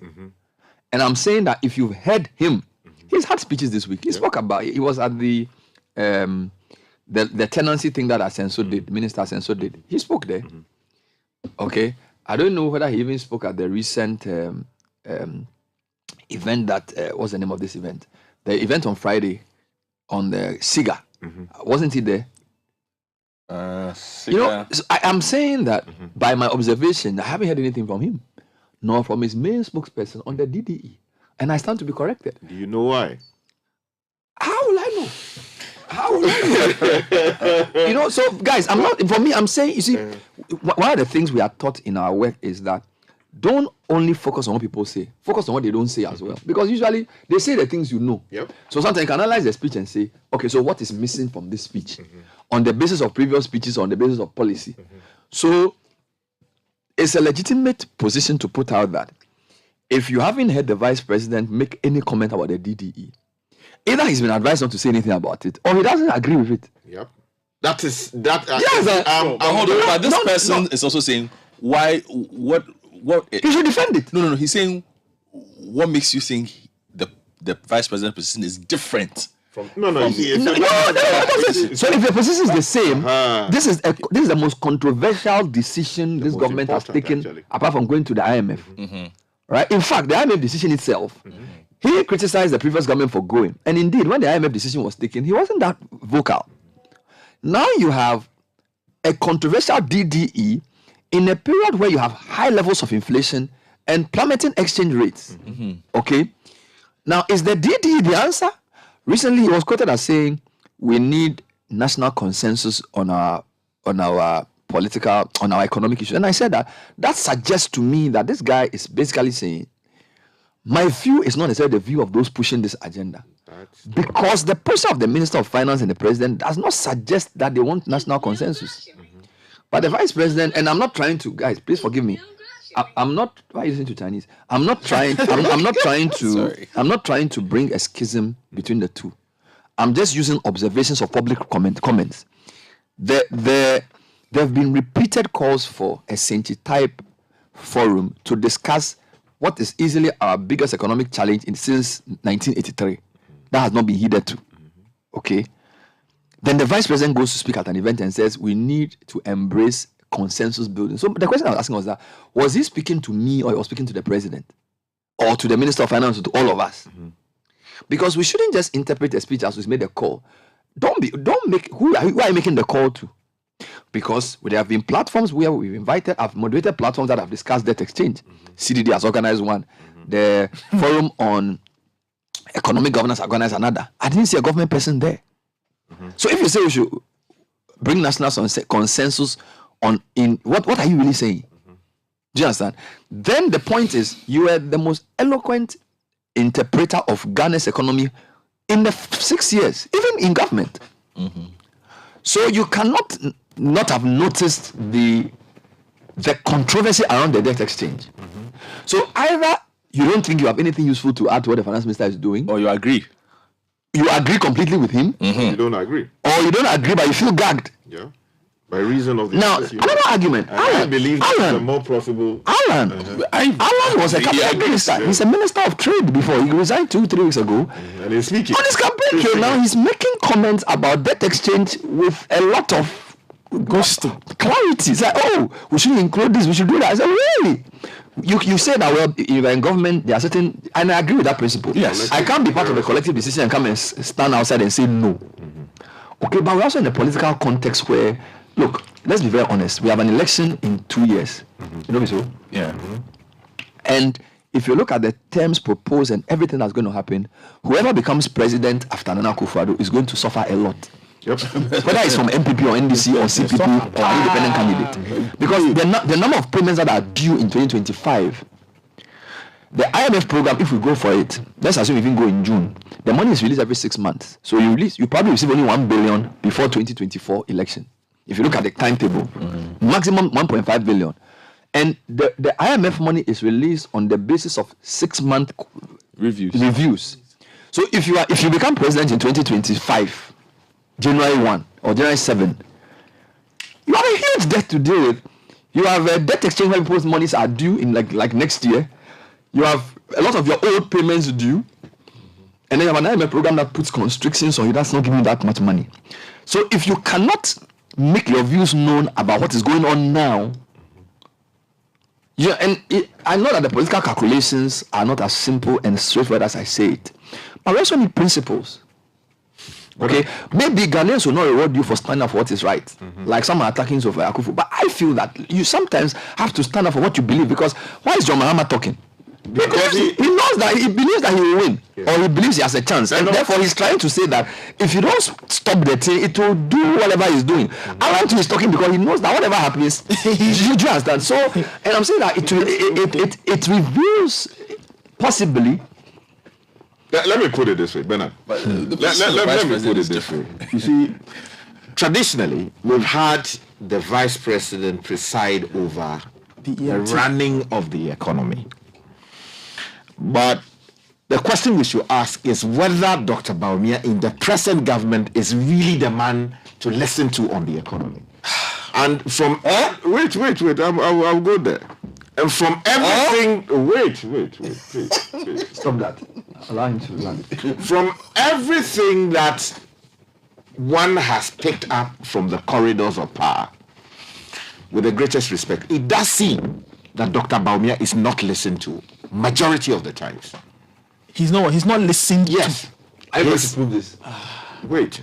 And that is why he's not speaking. Let me give you the history. Dr. Bawumia was the man for the NPP on the economy between 2008 till they won the elections in 2020. Of course, I mean, you appreciate the efforts in terms of public. Yeah, that's right. Akoto say and all of these. He was the guy. Exactly. He was, in fact, before they actually even won the elections, he was the man on the platform. Taking on, the Mahama administration, taking on the late Emisa Atta. Bashing him with 178 questions. Exactly. Which you don't know where they are. Exactly. Which questions were never answered. Good. And he was seen as the face of the MPP in terms of transforming the economy of our country. And in fact, I remember one of the things that the NDC people like circulating was when I faced him in an interview just after the budget was read. They did a press conference at the MPP headquarters. Yes. It's not a doomsday economy. Exactly. It's not. Yes. So I cornered him. I remember that voice. Yes. I cornered him on, look, every time criticizing the government. And you say, what is the MPP alternative? Then he said, I say we could not tell that, we will not tell you now. Exactly. What I can tell you is that it's not a doomsday economy. Exactly. It's not a friends and family economy. It's not a something economy. In fact, that voice should be somewhere on the net. He was rapping. So you were the one asking that. I was the one interrogating him after the MPP had finished. But when he was giving those raps, you were looking at him. Yeah, but I was throwing jabs at him that look, it is not enough to criticize. What is the alternative? It's not the doomsday economy. But Bernard, look, I know that the vice president occupies a very delicate position presently. Yes, please. The reason is he's running, or at least he's not announced yet. Yes. But with every indication, we are led to think that he will run for office as president of the republic, most likely on the ticket of the MPP, although he's not won the ticket yet. Yes. And if you find yourself in that position, you cannot be seen to be criticizing the very government you belong to. The moment the vice president goes out to criticize this government on how it is handling this debt exchange program, position becomes untenable. Yes. And exactly. And that's exactly where I was going. We were going to get into that position because you asked very relevant questions. And I pointed you in that direction about 3 weeks ago when you raised the issue about why the vice president was now advising us to do in Kabum so that we can deal with the economy and development of our country. Bernard, we speak to people around the vice president and people in government. And their concern is that the vice president is not being listened to. And that major policy decisions regarding the economy are taken without recourse to him. Or even where his view is sought, his view is not taken on board. Has that always been the case, or is it a recent issue? Well, you know where I'm going for that question. I recall in 2018 when they held the EMT program at College of Physicians and Surgeons. It was like an EMT interaction with the public. So they had Alan, they had Greek minister was there, finance was there, and then the vice president was like the keynote, and I think that was the senior minister. This was when they announced the benchmark values. I think 2018, 2019. To all intents and purposes, that program was positioned to show a unified economic management team. Of course, 2 of the members of that team are now running for president, Trade and Agric. A senior minister was also there. Transport minister was there, I believe. And then there was Vice President Baumia, where he then gave a lecture on the economy, addressed the issues of the currency, and then spoke about the benchmark value reversal, which has become such a controversial decision. So I just wanted to qualify what you said by saying, you are saying he was the lead person in MPP prior to election. I want to even say that in the first term, he's largely still was very relevant because when the city started falling and things, he was the guy they were dependent on to defend. When the whole idea about digitizing the economy came up, he was the guy he still used. He's the main guy who's been leading all those things. And I always insist that he is the most eloquent, what's the word? He's the one who is able to break the economy down to make it easy for people to understand. In fact, he weaponized the economy. That's what I want. He weaponized our economic crisis and used that against the opposition. All right. So the MPP have used him and they trust him and use him for that purpose. So my question is that if they are having the most difficult economic challenges since record started, why can't they flip that and say, well, you were quite eloquent for us when you were in opposition looking for power. Now we empower, things are tough. Obama, there are certain times where you need good speeches. There are certain times where you need a leader to speak to people, look in their face and say, we said we could do this, but it's tougher. We're going to do it through this means. For some reason, either he hasn't been able to change into the mode of I'm in government and therefore let me sort of water down expectations. It's almost like it's easier to be in the attack mode, but it's not in so you can't reverse. Just you should be able to say, now we're in government, rhetoric is not everything, but it's a question of credibility. It's not about just being on the offensive. So I think part of this goes back to him himself, how he's able to manage the transition from an attack dog in opposition to somebody who's governing, because trust me, I still think he resonates well with the private sector, because when you go for events and he's there, you know, there's a feel like and I've moderated events, all right? When the president comes for an event, like maybe there's a huge international banking conference, it's a very official event. There's less room for humor, there's less room for mistakes, and there's less room for relaxation. So in fact, if like you are the if you are the MD of a big African bank and the president is your special guest at an event, there's a limit to the degrees of freedom that you can speak with. If the vice president is there, it's different because he connects better with these guys. He was AFDB vice president, so he understands their language. So when he meets private sector, it's easier for him to talk to them. Let me give you a clue. I'm using that to say that he should be in a better position than even a finance minister to lead any difficult decision. Let me. So for him not to be speaking about it, it raises more questions. You see, Bernard, when Bawumia was in Kenya during the installation of William Ruto as the president, who, by the way, fell out with his boss. Exactly. According to what we know. Oh yeah. And yet he became president. Yeah. The difficulties there are different. No, we can go there. Oh yeah, sure. We can do the parallels, but and also the comparisons. But you see, what he said there, many people didn't pick up on it. What did he say? Speaking to Kenyans, he said that for this government to succeed, they need to listen a lot more to the technocrats. He was talking to the people of Kenya. Yeah, I mean, yeah, that's right. That's right. He this is Dr. Yeah, that's right. But speaking in Kenya. How come I didn't hear that? Okay, so maybe we all slept on it. He said for this government, for the government to succeed and achieve what it wants to achieve and all the thing, I'm basically paraphrasing him. They need to listen a lot more to the technocrats. Now, let's deconstruct that statement. He said it's in open public. Yeah, that's right. For so many years, Dr. Bawumia was running economies around the world. He's a technocrat. Yes. Or at least that's how he was managed. Yes. Or packaged or sold to us. Yeah, I mean, resident rep somewhere, you are a technocrat. Exactly. You are managing the economy. I'm trying to say that, but also to take on board what people will say dismissive of that. Fair enough. And he became our deputy governor of the central bank. Yes.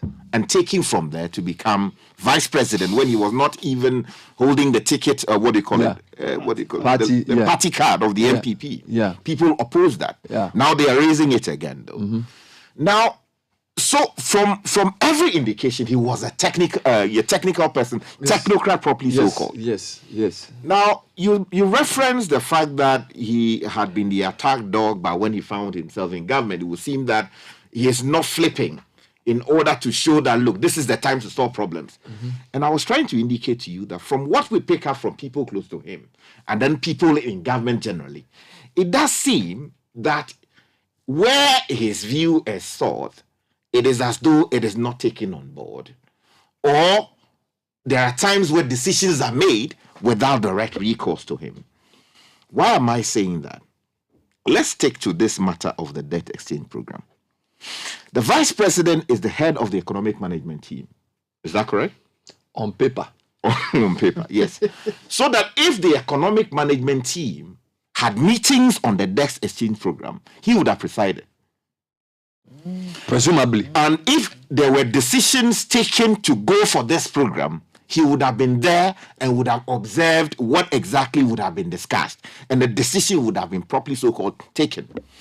And if that decision was taken, a paper would have been prepared and briefs sent to cabinet for a cabinet decision to be taken. Although cabinet decision is not binding on the president. Fine. So if you look at it within that context, he is to blame without any, excuses as to who was responsible. On paper. Yeah, on paper. Now, the question that we are asking is, if he took part in those decisions, assuming those, decisions were taken at those levels, why is he not out defending it? But your deep throat sources have also told you that those decisions were possibly not taken. And exactly. That's where I'm helping you. Now, let's look at the language of the Constitution. I'm going somewhere. Yes. The Constitution, Article 57, says that there shall be a president of the Republic of Ghana who shall be the head of state and head of government and commander-in-chief of the armed forces of Ghana. And it goes on to give you some other details. But let me go to the relevant one, which is under Article 58, quoting again the Constitution. The executive authority of Ghana shall vest in the president and shall be exercised in accordance with the provisions of this Constitution. It goes on to say that subject to, and I'm reading clause 3 at this point, subject to the provisions of this Constitution, the functions conferred on the president may, by clause 1 of this article, may be exercised by him directly or through officers subordinate to him. So the president of Ghana reserves the right to exercise executive authority.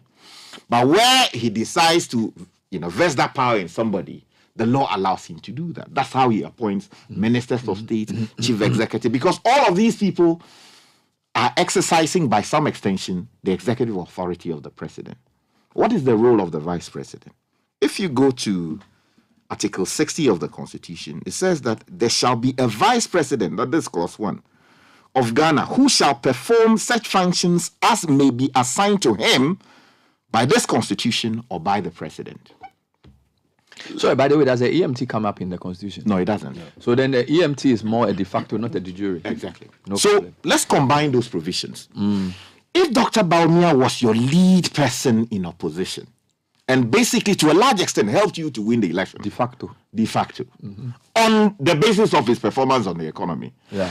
If the guy is today your vice president, yes, and you have the single most important decision to make regarding how you save this economy, who do you go to? And who do you ask to lead it? Especially when members of your own political party came to you at the presidency and said, look, we think the finance minister has lost credibility because of his own commentary on how we should go to the IMF and all of that. And because people are thinking that the vice president should have led the IMF negotiations. I'm actually going there.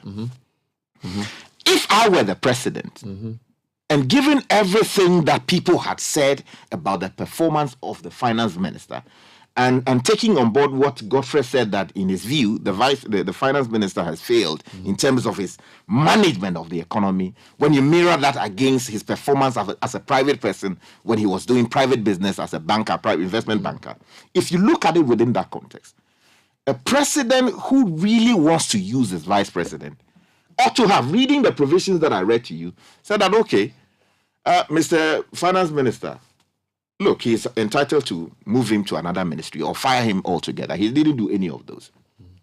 He could easily have assigned the big job of reviving the economy to the Vice President of the Republic of Ghana and said that, look, you are the head of the economy. Wouldn't you, the lawyers, come up and say, Mr. President, there's no role in the Constitution for the Vice President on economic management. The EMT is a convention which has no basis in law. The Vice President is not the Prime Minister. The person vested with the right to manage our finances and responsibilities is the Minister of Finance. I know there are lawyers in Ghana who get up and rise up against this. In fact, you probably on a different day would have said, the Constitution is very clear.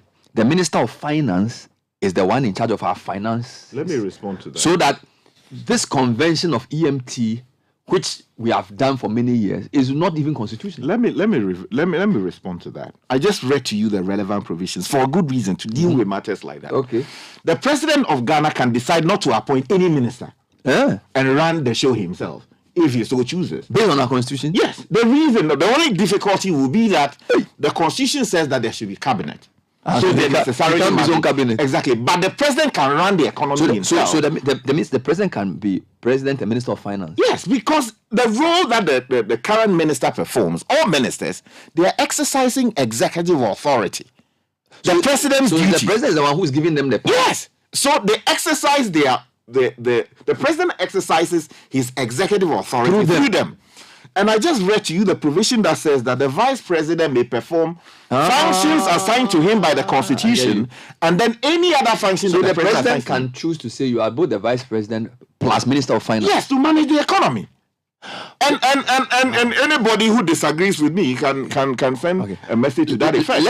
Let me hold. Guys, listen. So Sky is making an interesting point here that the president, based on the law, this EMT thing is actually not illegal, and this idea that the vice president could be in charge of the economy as a minister of finance and I used to be vice president is entirely plausible.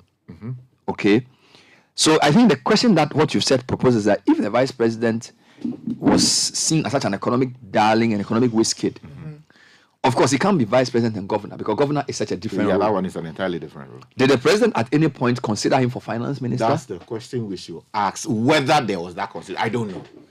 But I am just wondering that if your best hand in opposition, which was generally accepted by Ghanaian people, for which reason you won with close to or in excess of 1 million votes, was Dr. Baumia. But you know that the fact that you are good in opposition doesn't make you good in government. Yeah. You see, in fact, some of the worst dictators on the African continent were brilliant. agitators but opposition. But have we tested him to be sure? You see, but how do you see this is the other point? Let's not make it look like economic decisions are so personal that when economic decisions is taken, it's one man. Because trust me, from e-levy to IMF to benchmark value, these were collective decisions. Now, in fact, if I want to be technical with you, the finance minister is not really the one in charge of the economy. Why? Because when Kufuor came, Kufuor appointed Minister of Finance and Economic Planning. Yeah. Right? Because the economy is broader than finance. There's finance, which has the issues of fiscal side. There's the governor, which is the monetary side. There's infrastructure. That's why in the parliament, people have what you call the economic sectors. Trade is an economic sector. Transport is an economic sector. Roads is an economic sector. So if you say somebody's managing the economy, it's not. The truth is that yes, we have something called fiscal dominance. So what we see in our country is that the people who control the budget have basically taken over everything. But in an ideal world, finance is just finance. And in fact, the Minister of Finance is actually Minister for Fiscals. If you want to be very specific, he's in charge of taxes and expenditure. And the governor and his team are in charge of the monetary side. Then there are guys in charge of the infrastructure. Okay, so the place I agree with you is that based on this, my explanation of what economy is, the vice president possibly would have been the best person because Ken is only dealing with fiscal. Right, and because what we are facing is not just to be fair, where we are, the problem that has been caused a fiscal problem, allocation of resources. Yes, what I'm saying is that the misallocation. Where we are is we have a fiscal problem, which is really expenditure and revenue misalignment, which we are trying to solve with a debt. We call it a debt program. Now, I am saying that if your point about the constitution is to be believed, maybe the governor should, the vice president should have been given a broader position around the overall economy, where he deals with not just balancing the budget, but other aspects. Okay, so on that point, I agree with you.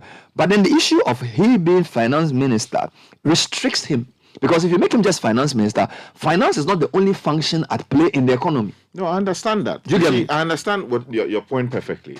I am just saying that the role that the finance minister plays, which is manifesting in the problems we see today, because many people had warned about this. You are borrowing too much, and for some reason, our parliament played an active part in the level of debts that we acquired, NDC, MPP. And they should equally share the blame because they were there all the time when these loans were brought. Sometimes they opposed, sometimes they passed them willy-nilly without considering the fact that we were going to get to this point. So we are in this crisis partly because the Parliament of the Republic of Ghana failed just as the executive also did. Now, the third arm of government, the judiciary, these matters have not come to them for consideration and determination for that matter. So for now, we can cut them some slack. But the point is that they drove us to the ditch. And I'm saying that the vice president is entitled to even go to parliament during debates on the floor to make contributions, except he cannot vote.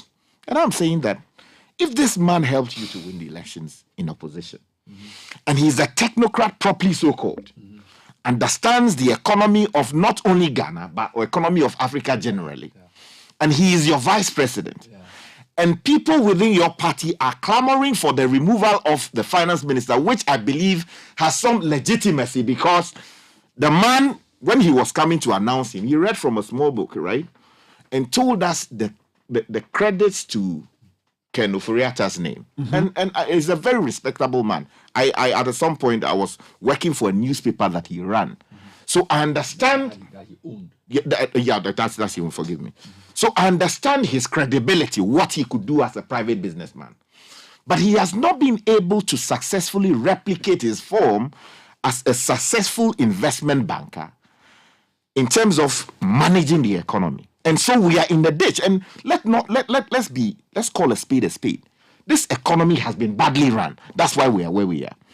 So if you want to turn the situation around, and then also the policy and credibility issues that come with it, because the man said we were not going to go to the IMF because we know how to take us out of this problem.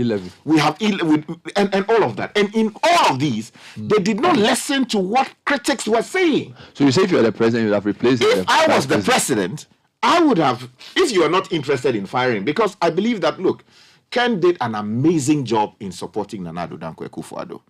He put his investment bank on the line, left at some point, go onto the streets when people were not willing to be on the streets, sharing leaflets. I hosted him here on Eyewitness News, point blank, his views as to how we can transform the economy as a people, as a country. So it was obvious that he is one of the main supporters of the president. So if the president was not willing or is not willing to fire him, I understand. I understand the emphasis he places on loyalty. But the fact is, his credibility on the economy seems to have been eroded. So to deal with that, you can move him to whichever ministry you want to move him to, and then name your vice president, who is also looking to win the next election. But so that's where the problem is. So whilst I agree with you that the president, based on the agitation against the finance minister, could have replaced him, and the suggestion you make may have made sense. I have two problems with what you have said. Number one, we assume the president agrees with what people are saying about the economy because the president believes that where we are in is a temporary problem that can be solved. He actually believes that we were doing very well until COVID came. Who is telling him that? He's been saying it publicly. That's what he always says. Yeah, so I'm saying, so you see, when you say that if you were him, you would have done this. I'm saying that you need to know what he believes. He doesn't believe that what we are going through is self-imposed. Now, you see, if you don't accept what caused your problem, your perception about the solution is different. He believes largely that things were going well. We had a record. We were doing so well in 2019, and then 2020, COVID threw everything out of kilter. When we were about to recover, then Russia, Ukraine came. This is what he says. This is the playbook they've been reading from since 2020 March. Did he not believe that there was not going to be haircut? Yes, they know.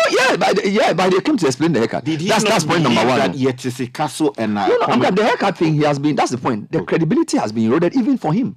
But I'm coming to another point. You see, maybe the reason why this vice president thing is probably a red herring is that I insist that your performance in opposition is not the same as your performance in government because it's easy to oppose. And even the small work we do, we know that the level, the complexity. Look, my interview tonight on the Point of View, right? Yao Graham, he used to be a member of the PNDC. He was telling me the views they had about the IMF whilst he was a student and a policy guy. When they got into government, the division between Kwesi Botwe and all those guys about it, it says when you are in government, the set of factors are different. So from an academic perspective, their views about the IMF was very clear. But when they got into government in 81, 82, for 2-3 years, you have 3 weeks of import cover, right? Nobody's going to lend to you. There's bushfires. The people are queuing to buy Kinky. Amao, this thing, Kinky, and cooked Kinky. The set of options open to you are very limited. So I'm saying that I'm using that to say that being a stellar speaker in opposition does not necessarily mean you are a great economic manager. That's number one. I agree with you. Number two, the very fact that he's the vice president and has ambitions to be president may disqualify him from leading such a sensitive project. Why is you know why? Because if I'm the president and I'm thinking I want somebody to be objective in taking a decision that is good for us for now, I may think that because this guy is in competition with Alan and Co, he may be looking for what is politically easy. So if, for example, he has political advisors, they may tell him that, Mr. Vice President, if you lead this DDE, it will erode your credibility or it will make you look bad before voters. So maybe the president is actually taking a good decision by not listening to him. Do you understand? So I'm saying, and like all of this is argument based on what we've picked up and things. I'm not saying he's done that, but if I am a president with a trade minister, an agric minister, and a vice president who want to replace me, I I know they have to run on my record. So my promise to them is to say, I will make sure the economy is in a good position for you in 2024 by the time there's election, hoping that things will improve. But I don't think if I put you in that position to manage it, you are a number of people who are contesting, right? Because all three of you are in competition. Trade is big, agric is big, vice president is big. If you are in competition, I put one of you in charge of that sensitive thing. If it works, you have an advantage and fair over your others. If it doesn't work, it also plays in them. And I feel that if I want to take a decision for the country, I'd rather go with somebody who has no ambition for any election. You see, because when politics and elections comes into the calculation, history tells us that we are not objective. Do you understand me? So maybe there's a bitter pill to swallow today. And I'm using this as an example of I've taken myself out of what I feel, and I'm saying, let's assume I'm the president thinking about this based on what I know. So let's assume the president, based on all he knows, believes that the most important thing to do is debt exchange. Let's assume all the numbers show him that. It's a difficult decision to take.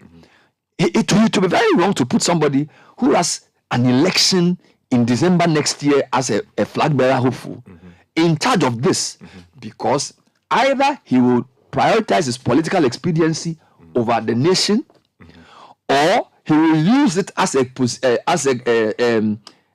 stage to campaign, which is not ideal, because this is a very serious once in a lifetime problem. So I think, even though your point about the vice president credentials and he playing a leading role here is good, there is good reason to actually exclude him, because including him could worsen things for both himself and the country.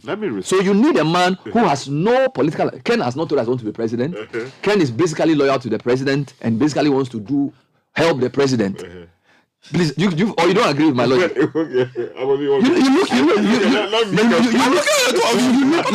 You look. What are the two of you talking about? You and Sky. No. Sky says they should have made the vice president play a more prominent role in the economy because of his stellar performance in the opposition. And I'm saying that. Who says he has not played that role? Who says? Who says he has not played that role? You see, I will not buy any attempt.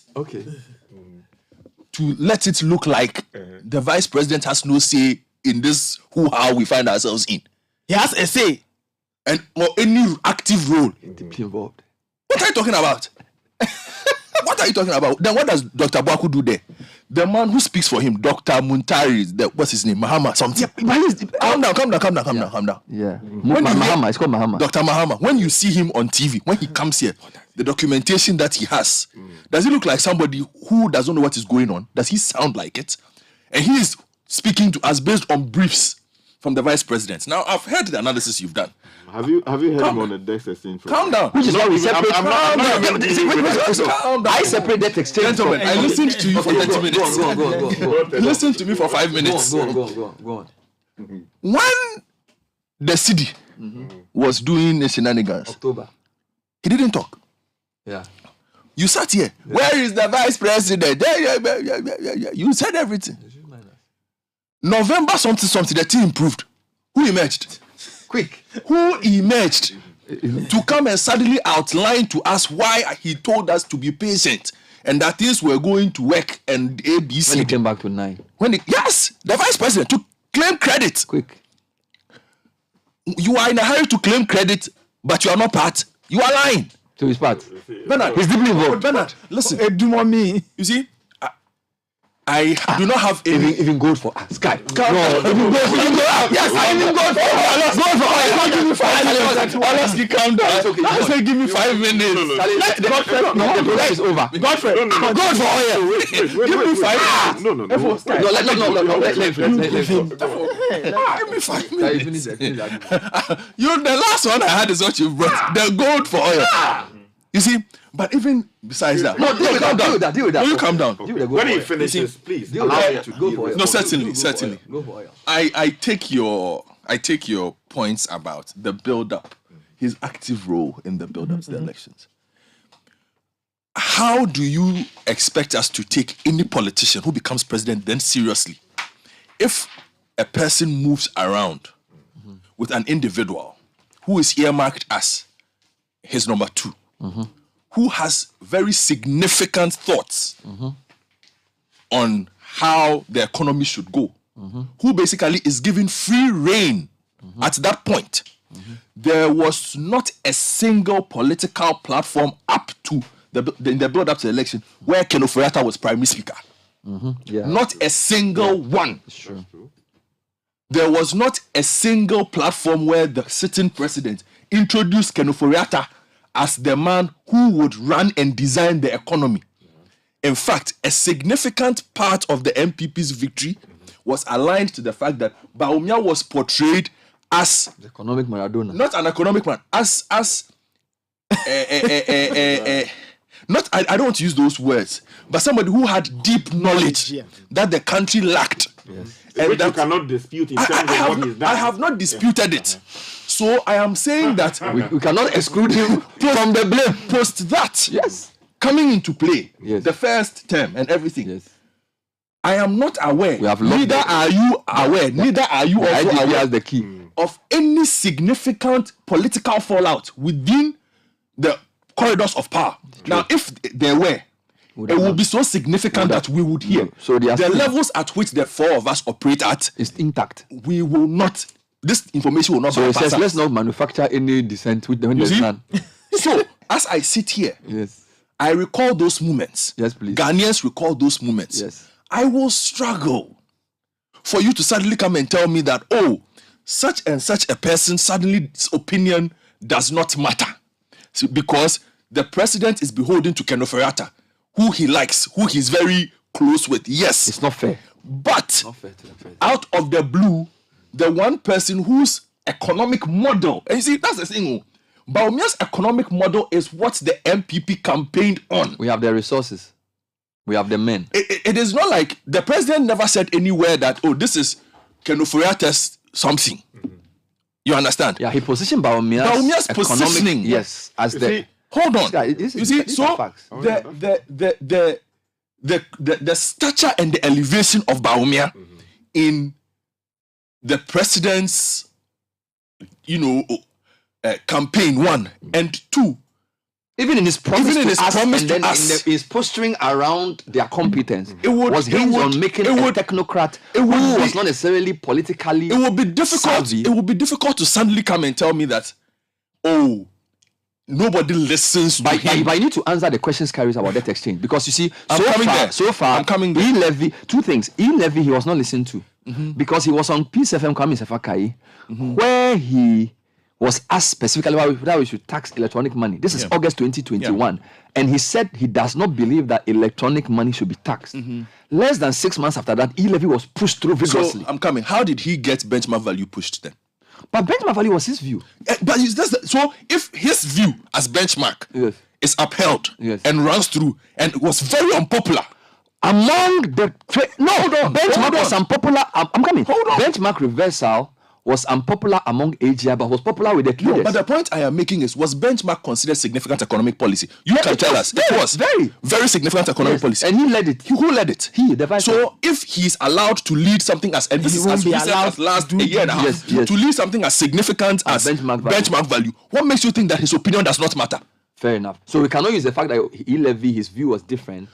But don't forget. I'm coming. But don't forget that we're just helping each other. Don't forget that he is also positioned as like the lead for digital something. Right? There's this thing they've created called the digital economy, where he's supposed to be the guy for whether it's NIA or whatever. So he's like the lead for digital. So my point is that if your lead mind for economy and digital, things taxing E-Levy is wrong, and yet you go ahead and do it. So maybe that's the big falling out. So you see, so you could say he was doing all that he was supposed to have done until until 2019 benchmark value, which itself has had a reversal. Then you now have the most significant tax policy, which has the nexus of both the economy and digital.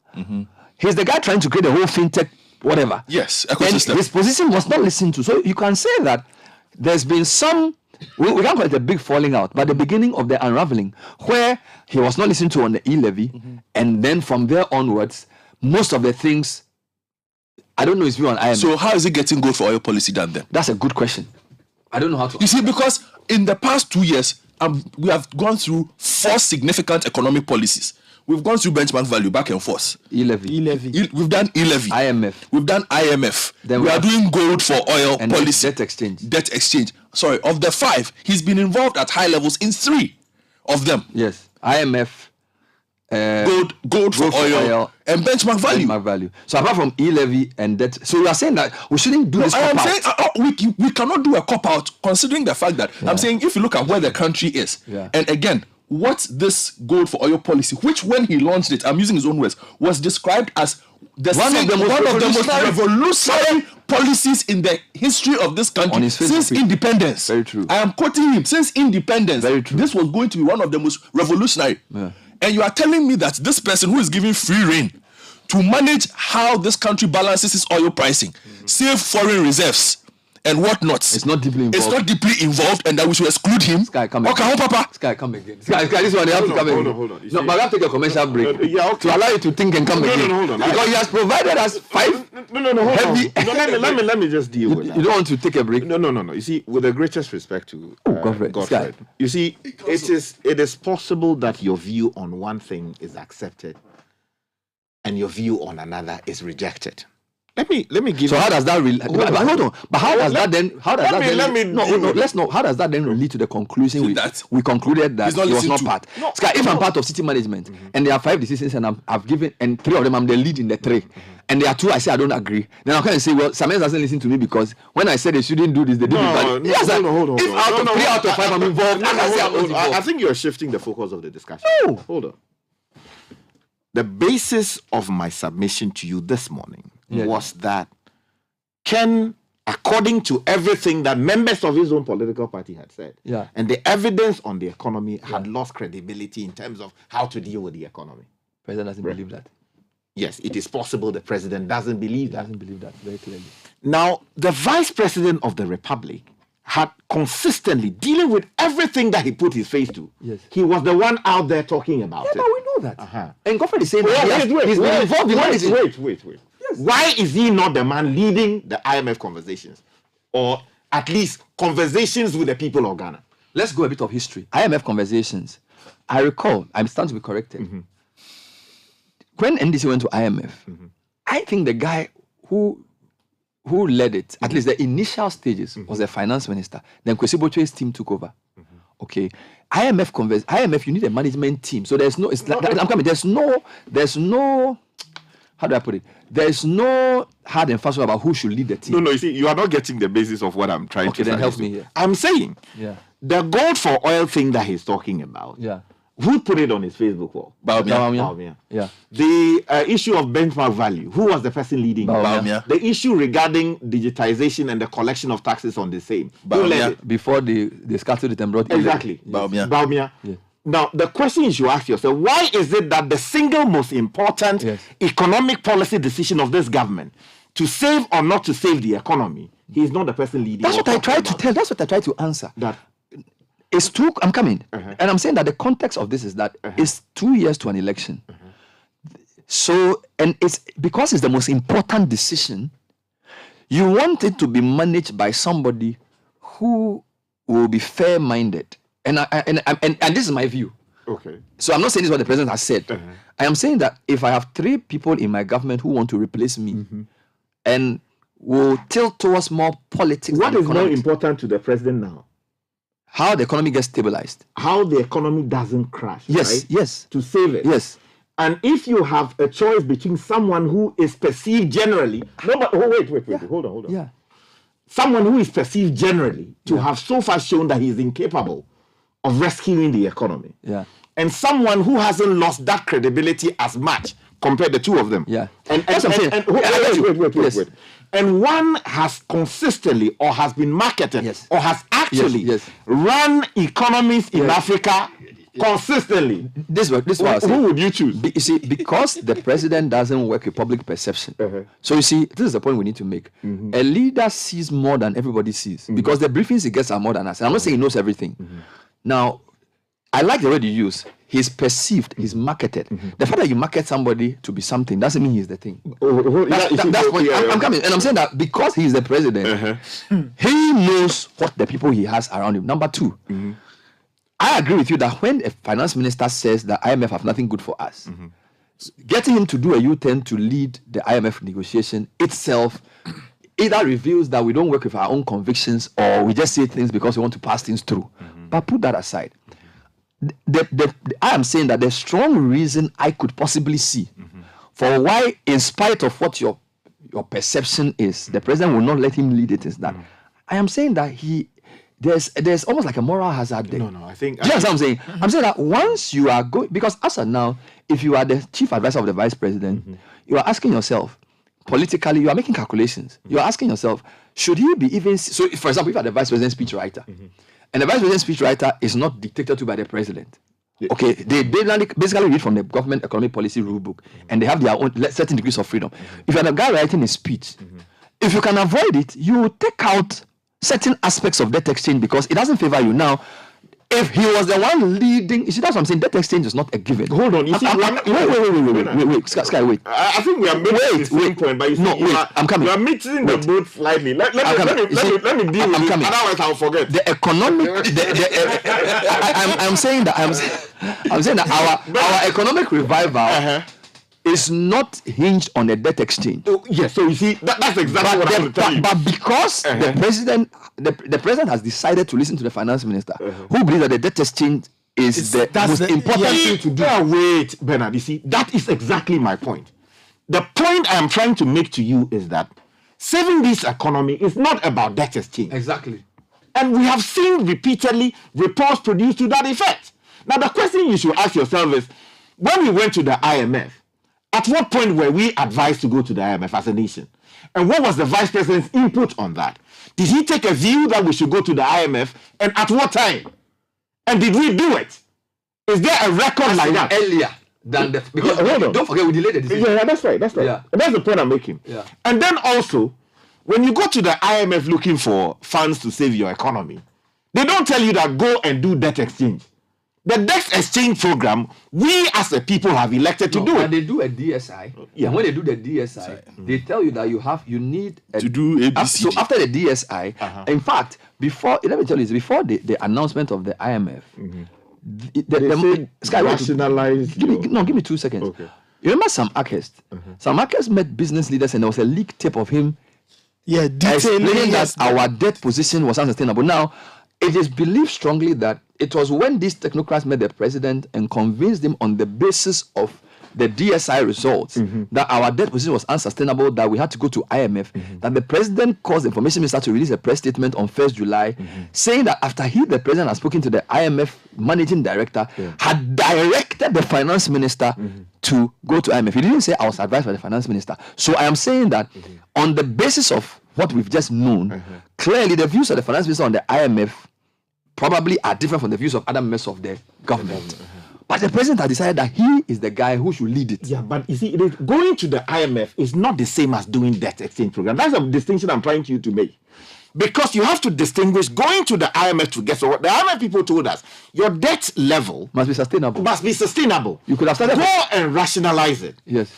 You could have used... Yes. You could have used a million models fiscal to achieve... Yes. And then you could do a minor debt treatment. That is if it is absolutely crucial. Yes. You understand? So to jump from IMF to do debt exchange for you was hasty. Exactly. But what makes you think the vice president didn't believe in that? You see... That's where we are going with this, right? You see, the point is that, look, just like you, we talk to people in government. Yeah. We see things. Not everything we see we come and sit on radio and talk about. Sure. That's what I want. And it is not all the time that you hear vice president. So let me ask you, are you saying that this was discussed and that the people who wanted a debt exchange won, or that it was never discussed and they just railroaded the debt exchange through?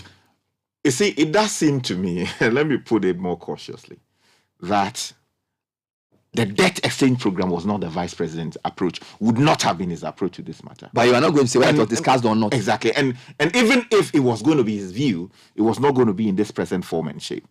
Why is Alan Chemanting out there running riot? He's running riot because... running riot. He just make comments about debt exchange. No, he says that certain people ought not have been included, right? Yes. Did he have that view before in government? But you just told me that if you're in government, there are certain things you bind yourself. You see, that is exactly what I'm trying to tell you. That look, You may have a dominant view in cabinet. You may have a dominant view in the executive. But when it comes to executive decisions, those decisions are vested entirely in the president. And he can override it. Let's take a breather. And then let's take a breather. I think that so far, what we have concluded is that government is a collective responsibility, and people cannot pick and choose what they associate with. And for consistency's sake, whether your view is taken or not, once your government takes a position, you must share the blame. Yes. So whether you are going to overtly defend it or not, you are part of the problem. And what? So that one, and I think he's made that point eloquently that we are not going to go. Why I agree with you is that it would seem as if in the matter of the debt exchange, either it wasn't fully discussed, or from what we are seeing so far, the vice president may have had a different view. But even if he does, that's the nature of politics. You know what? There are views that you express that may not be taken. The president has the ultimate responsibility. And once you agree to be his vice, you must live and die by those decisions. And you cannot pick and choose what you comment on, what you don't comment on. And if you are the most eloquent person in opposition commenting on issues around the economy, once the exchange is the decision that the president, because the president has endorsed it. Once your boss has endorsed it, it's like me and you and Godfrey have had a meeting with Samen. Yeah, but you also and I'm saying that Nathan is supposed to do something. And then when we had a meeting, at the end of the day, it was decided that Nathan should not do it. Now, you can initially decide that you're not going to talk if you're a private person, but you are in government. You are the vice president. You cannot pick and choose what you comment on. No. You cannot. Why no. If you do not support something in principle, you are entitled to abstain from speaking about it. Based on which maxim? But the right to support also extends to you the right not to support. The right to speak also extends to you the right not to speak. So if the right not to speak in exercising it then becomes sort of a violation of the collective position. It is not a violation. You have not spoken against. So you have not spoken. I said to you that if you decide not to speak, it's also speaking. No. Yeah, you can analyze it like that. Yeah. But he is entitled to as a person. If that is the position, of course, Alan may or will be well happy. But why are people saying that some people were talking under MPP, but they should talk now? Some people are saying that some people were making noise during NDC time. Why are they not talking to me? You made that point. Yeah, I made that. Don't they have the right to keep quiet? You came to tell me that somebody you see your own argument. You came on air and said to me that some Christian council people were making noise when Mahama was president. But under another, they've kept quiet. And I was saying to you that people have a right to pick and choose what they say. Hold on. So why can't you extend that to the vice president? Hold on. You see, don't try and put me in that position. Let me make the point. Yourself now. Look, what was I talking about? I was talking about bad governance. And consistency. And consistency about criticizing bad governance. Exactly. And have come out to say that this government had economically been abysmal in terms of dealing with the economy. So the principle is consistency, not bad governance. Hold on. The principle you were espousing in that argument was about consistency for credibility. Hold on. You were saying that people must be consistent so they are credible. And the fact that people are inconsistent in what they pick and choose to criticize makes them non-credible. Hold on. And I'm saying that if I pick that consistency point and I bring it to this specific situation, then you must extend the same courtesy to the vice president. Let me help you with this. This is the Citi Breakfast The distinguishing factor here city's biggest is conversation. that where you can see, all of us can see that something is going wrong. And these institutions and persons are not speaking about it. But can't you see the debt? Hold on. The other is where you find yourselves in a government. Which government is taking decisions? Which decisions you believe are inimical to the good people of Ghana for some reason. And you believe that ought not be the route to get there.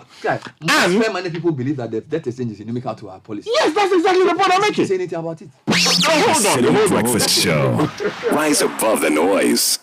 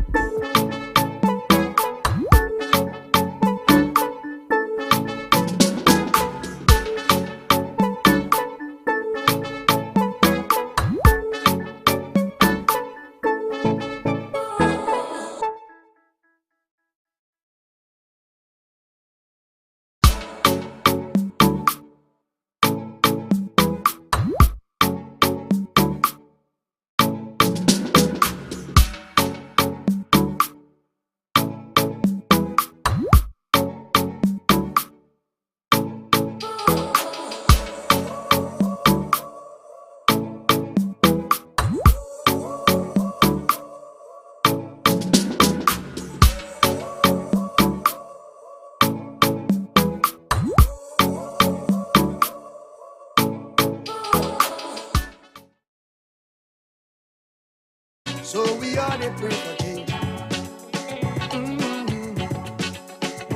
We say fix the country. They say fix yourself. Aye. Fix the country. We say fix yourself. Hey, tell me who be the country. Tell me you be the country. Fix yourself. We say fix the country. They say fix yourself. Aye. Fix the country. We say fix yourself. Hey, tell me you be the country. Tell me you be the country. Fix yourself. Time check, it's 21 minutes past 9. Nathan has a lot of comments coming through before that. You know, and let me just say that my position has moved. So initially, no, I'm with you now. Initially, I was starting the thing with Sky Small, but after you spoke, I've moved to your side small. So Sky, but I'll give you a chance. How many opportunities do you want to give Sky this morning? On his own. He's on his own. Can I have 3 minutes? No, you have. Okay, Nathan even is on our side. Sky is. I haven't even said anything yet. But you can. Let's finish. Anyway, now if you're planning your next adventure, remember. Remember that it's not just the destination. Relax. It's how you get there. So just use Emirates and you enjoy your flight. You get great food, great service, and there's even more on Emirates Economy. Even so the find economy, out more. You sleep. Yeah, at Emirates.com. First time I went on Emirates, but I didn't want to come out of the plane. They said I won't get down. They had to say I should get down from the plane. I said I won't get down. Yeah, it is sweet part. I tell you. Anyway, your health is important. Yes, that's why Vigdank Healthcare Center, a Ghana Health Service certified healthcare center, is the people. They are the people you should be speaking to. They specialize in kidney stones, kidney issues, liver issues. A lot of these organs that you don't hear about until it's possibly too late. Yeah. So talk to Vigdank. Yeah. Get to them on 0549 951 211 or 0502 661 346. They are on the Spintex Road behind the Standard Chartered Bank. Now, I vow to be available. I vow to be dependable. I vow to be reliable. This is the Ghana Post vow. Nice one. Now, welcome to our Love Fest. For 30 CDs, we'll deliver all your gifts to your loved ones within Accra. For 20 CDs, get sorted within Greater Kumasi. Within campus, dear, it's just 10 Ghana CD. Dial or WhatsApp to this number 0542 527 004 0268 001 944. Vows on Wheels, carrying love to its destination. This promo is brought to you by Ghana Post. Vows on Wheels. Wow. They are taking the loft into another level. Now, as of 1st January this year, property repayment must be made electronically through myassembly.gov.gh using mobile money, Visa or MasterCard, or checks payable to myassembly.gov.gh. Now, cash payments, paper bills, and arrears letters should not be paid. So don't pay property rate by cash. Pay by Momo, Visa, MasterCard, so you can trace it. And this is very important. If you see, one way of removing corruption from public finance is bring digital systems. Yeah, footprints you can see. Yeah. So property rate payers should register on myassembly.com.gh, access your bill, pay on account, and lodge complaints. Hard copy paper, that's the general counterfoil receipts, are not valid for property rate payments. And payments should not be made to anyone outside myassembly.gov.gh. This is very important. Property rate is a development tax. Let's pay now. Contact 0302 756 820. That's 0302 756 820. We've been shouting our property rate a lot, and we think people should pay. If you're thinking of that special gift for that special someone for Valentine, a caveman watch with the person's name emblazoned on it will just be amazing. We're giving a whopping 50% discount on the cost of customizing a name inside of our exquisite luxury watches. This is until 15 February, so it's until Wednesday. Go to @Caveman Watches on all platforms. Visit our Jengano Road office near the new AstroTurf to get a better understanding of the process. Now, when you make the call to Caveman, call 055 7516744 or visit cavemanwatches.com for more information. You can also mention the code FB23 for to redeem your discount. And I'll tell you more about this shortly. Nathan has a few comments where I pick his own view on this issue. And sorry, the issue has also evolved, right? The issue has evolved from The original Sofa Akufo. Yes, and my point was about Sofa Akufo being correct, and my initial position was that the vice president's silence could be interpreted as his not being in support, which you have not really disputed. You've sought to use that to explain why he possibly has been silent.